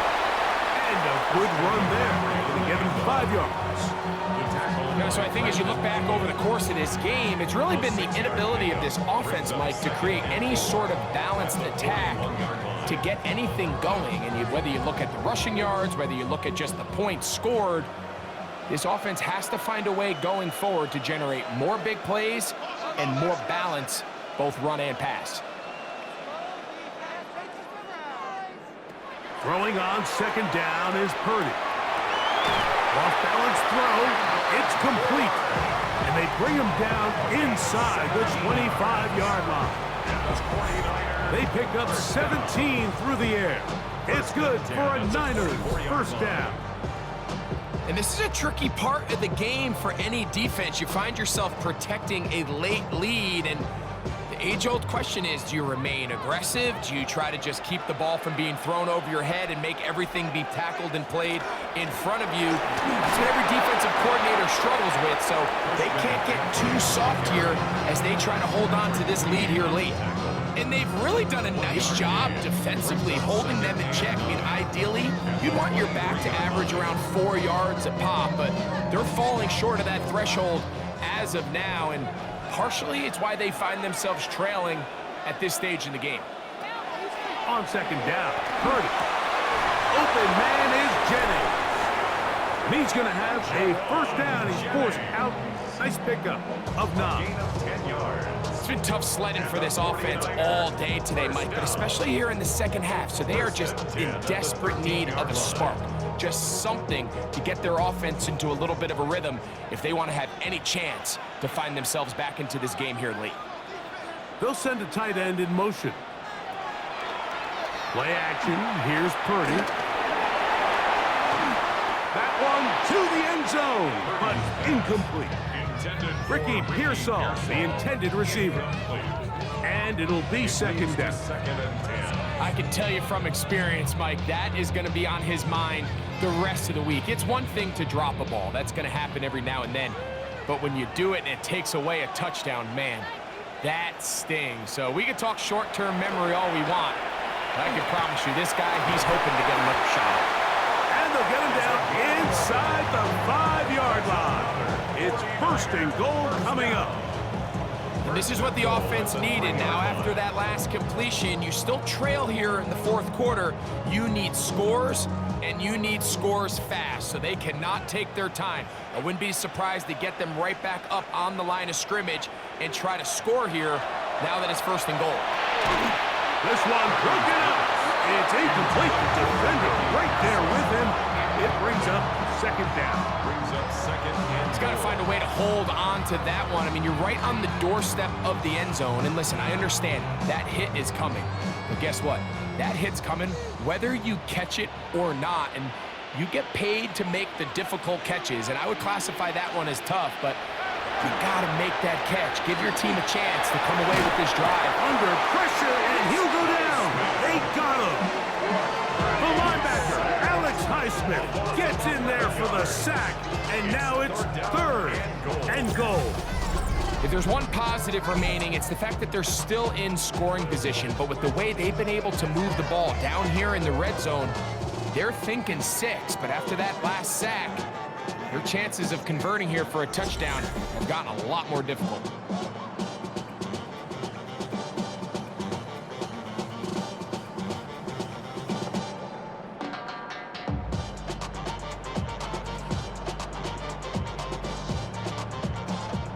Two plays at their disposal, but they'd love to get it right here on 3rd and goal.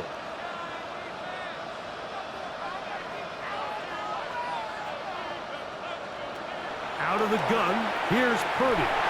And that is incomplete.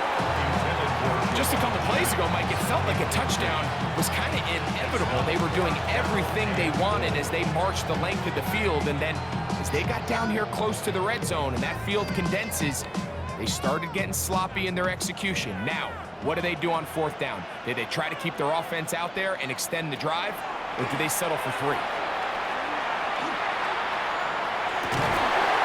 that is high on 4th and goal. They got it. DeMarcus Robinson. Touchdown, San Francisco. Greg, they are pecking away at this one now. Very big touchdown. Gets them right within reach of pulling this comeback off. Well, Mike, at the very least, they've given themselves a chance, but can they get a stop and get the ball back again for a chance to go down and really make this one interesting? On now, Eddie Pinheiro for the extra point. He knocks it through. And the 49ers have cut the deficit to 5. Steelers 21, 49ers 16.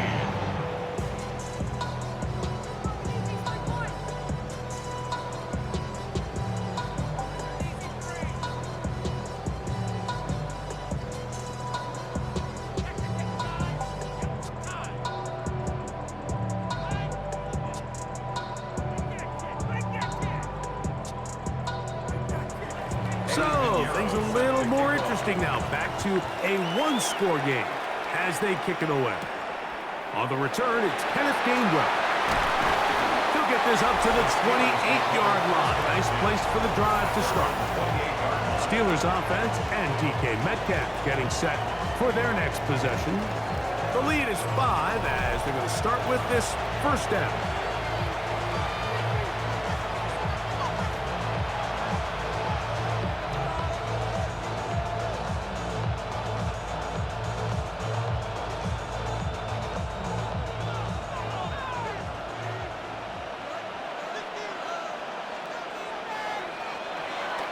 The master of play action, Rodgers. That's caught right side. It's fire move. This is a great example of why teams want to stay out of what they call passing downs, where a defense doesn't have to honor the run. In this case, they do, and man, the play action pass just works off of that and can really lead to some chunk plays. From the 34-yard line, here's 2nd and 4.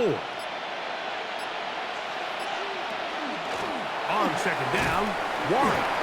The Niners will use the first of their timeouts, and he is not going to get away. Might have gotten a yard, but it will set up 3rd down. 2-yard gain on the play. And it's 3rd down.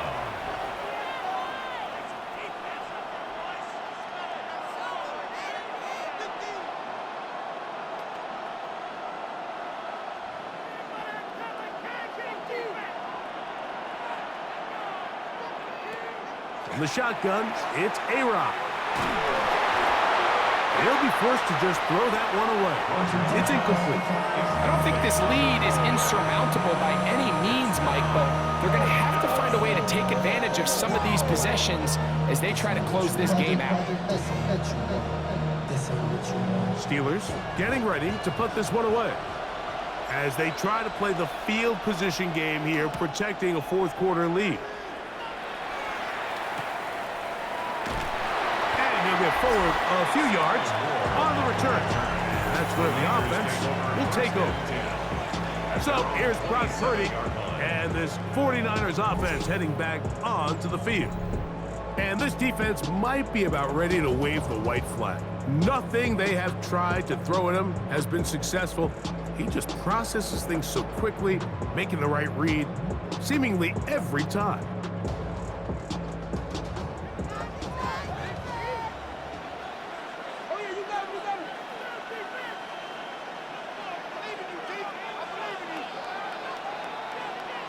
Purdy now, he'll throw on first down.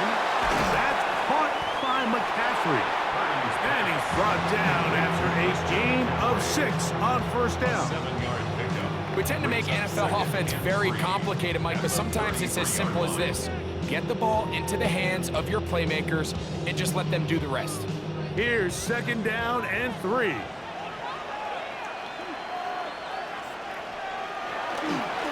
On the ground is McCaffrey. Now McCaffrey loses the football. The Steelers think they've got one, and they do.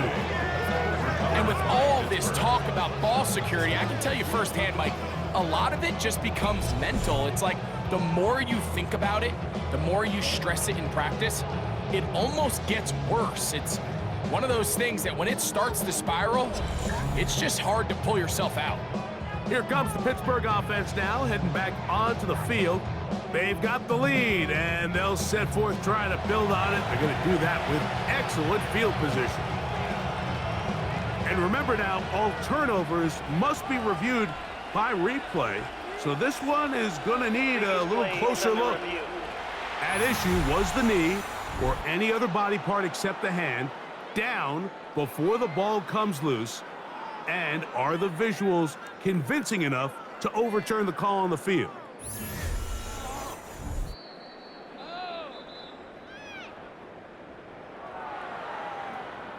After review of the play, the ruling on the field is reversed. So that one overturned. They say the runner was down, and that will not be a fumble. So 2 minutes to play here in the second half. We'll come back and finish this one off after this. Here's a big one, this third down. They'll drop to throw. Oh, he can't get rid of it, and he's taken down. And it's a big-time sack by the defense, but, Mike, you just can't take these sacks if you're the quarterback. End-of-game situations. You're trying to make something happen and come from behind. You have to understand throwaways. I don't care if you have to put the ball in harm's way. You have to take a little bit more chances here. These negative sacks, they cost time, they cost yardage, and they really make this even a more difficult hole to climb out of. Trailing late, they've got to go here. It's fourth down. And that is incomplete. They had their chance, they took it there. Look, they're trailing late, got to let it fly. This will wind up a turnover on down. The Steelers offense getting their final instruction before heading back onto the field. And this one now not quite over yet. Still 2 timeouts remaining for the defense. But burning that timeout early really comes back to cost them now.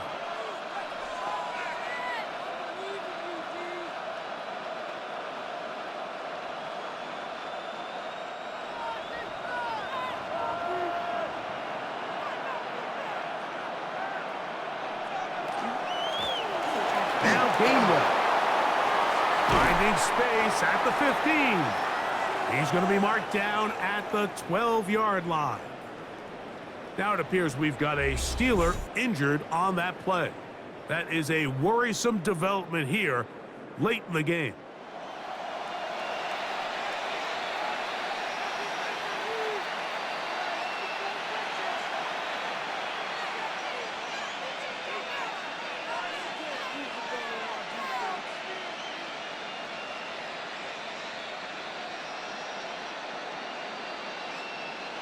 It's a 3 tight end look as they have it 1st and 10.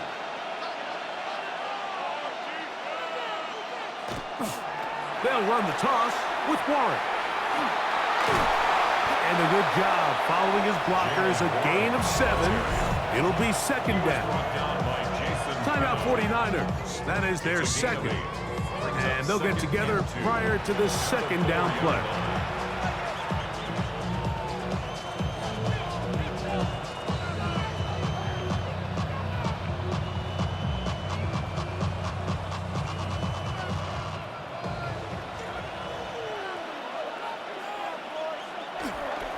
Here's a handoff to Warren.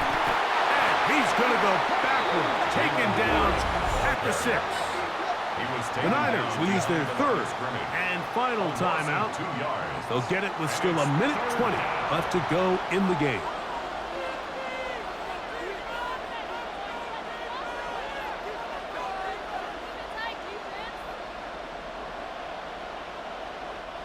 This crowd into it now as we get to third down.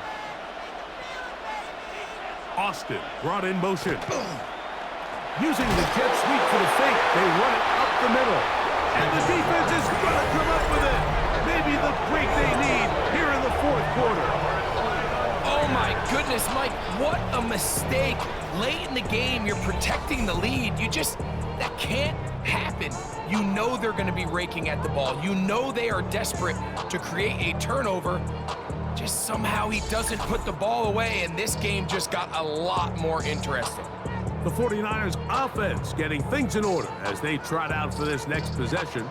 They'll have a long field ahead of them as they start 1st and 10.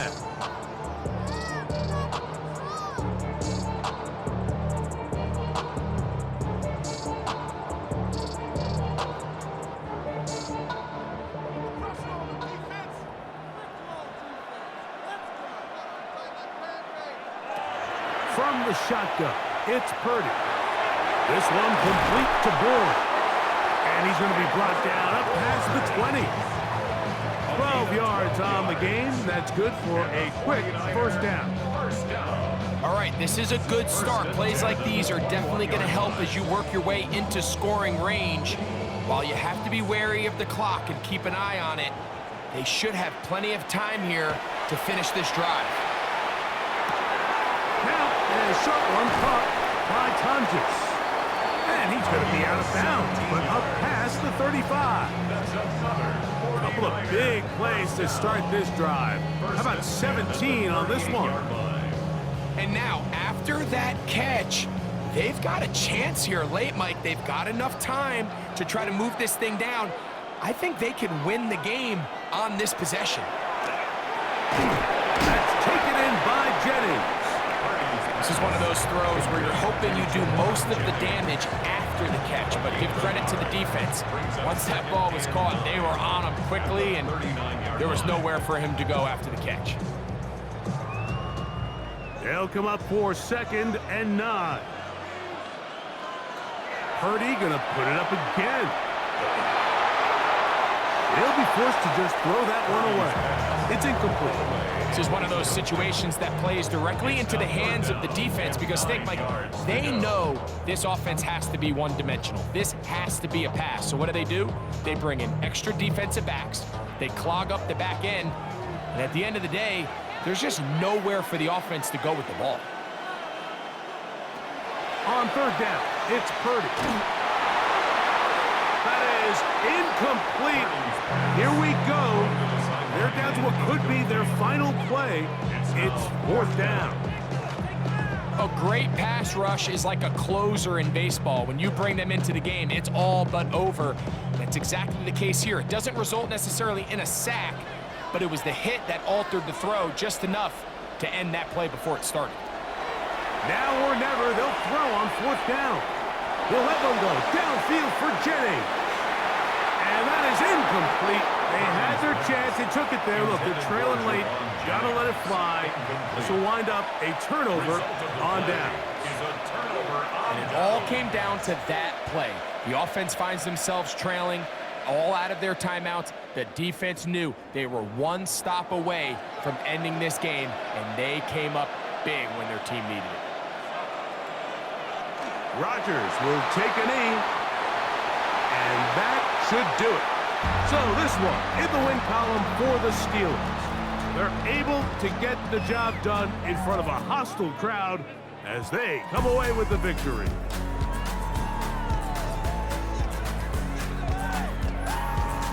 And that'll do it for my partner, Greg Olson. For our entire team, I'm Mike Tirico. This has been a presentation of the NFL on EA Sports. Good night, everybody.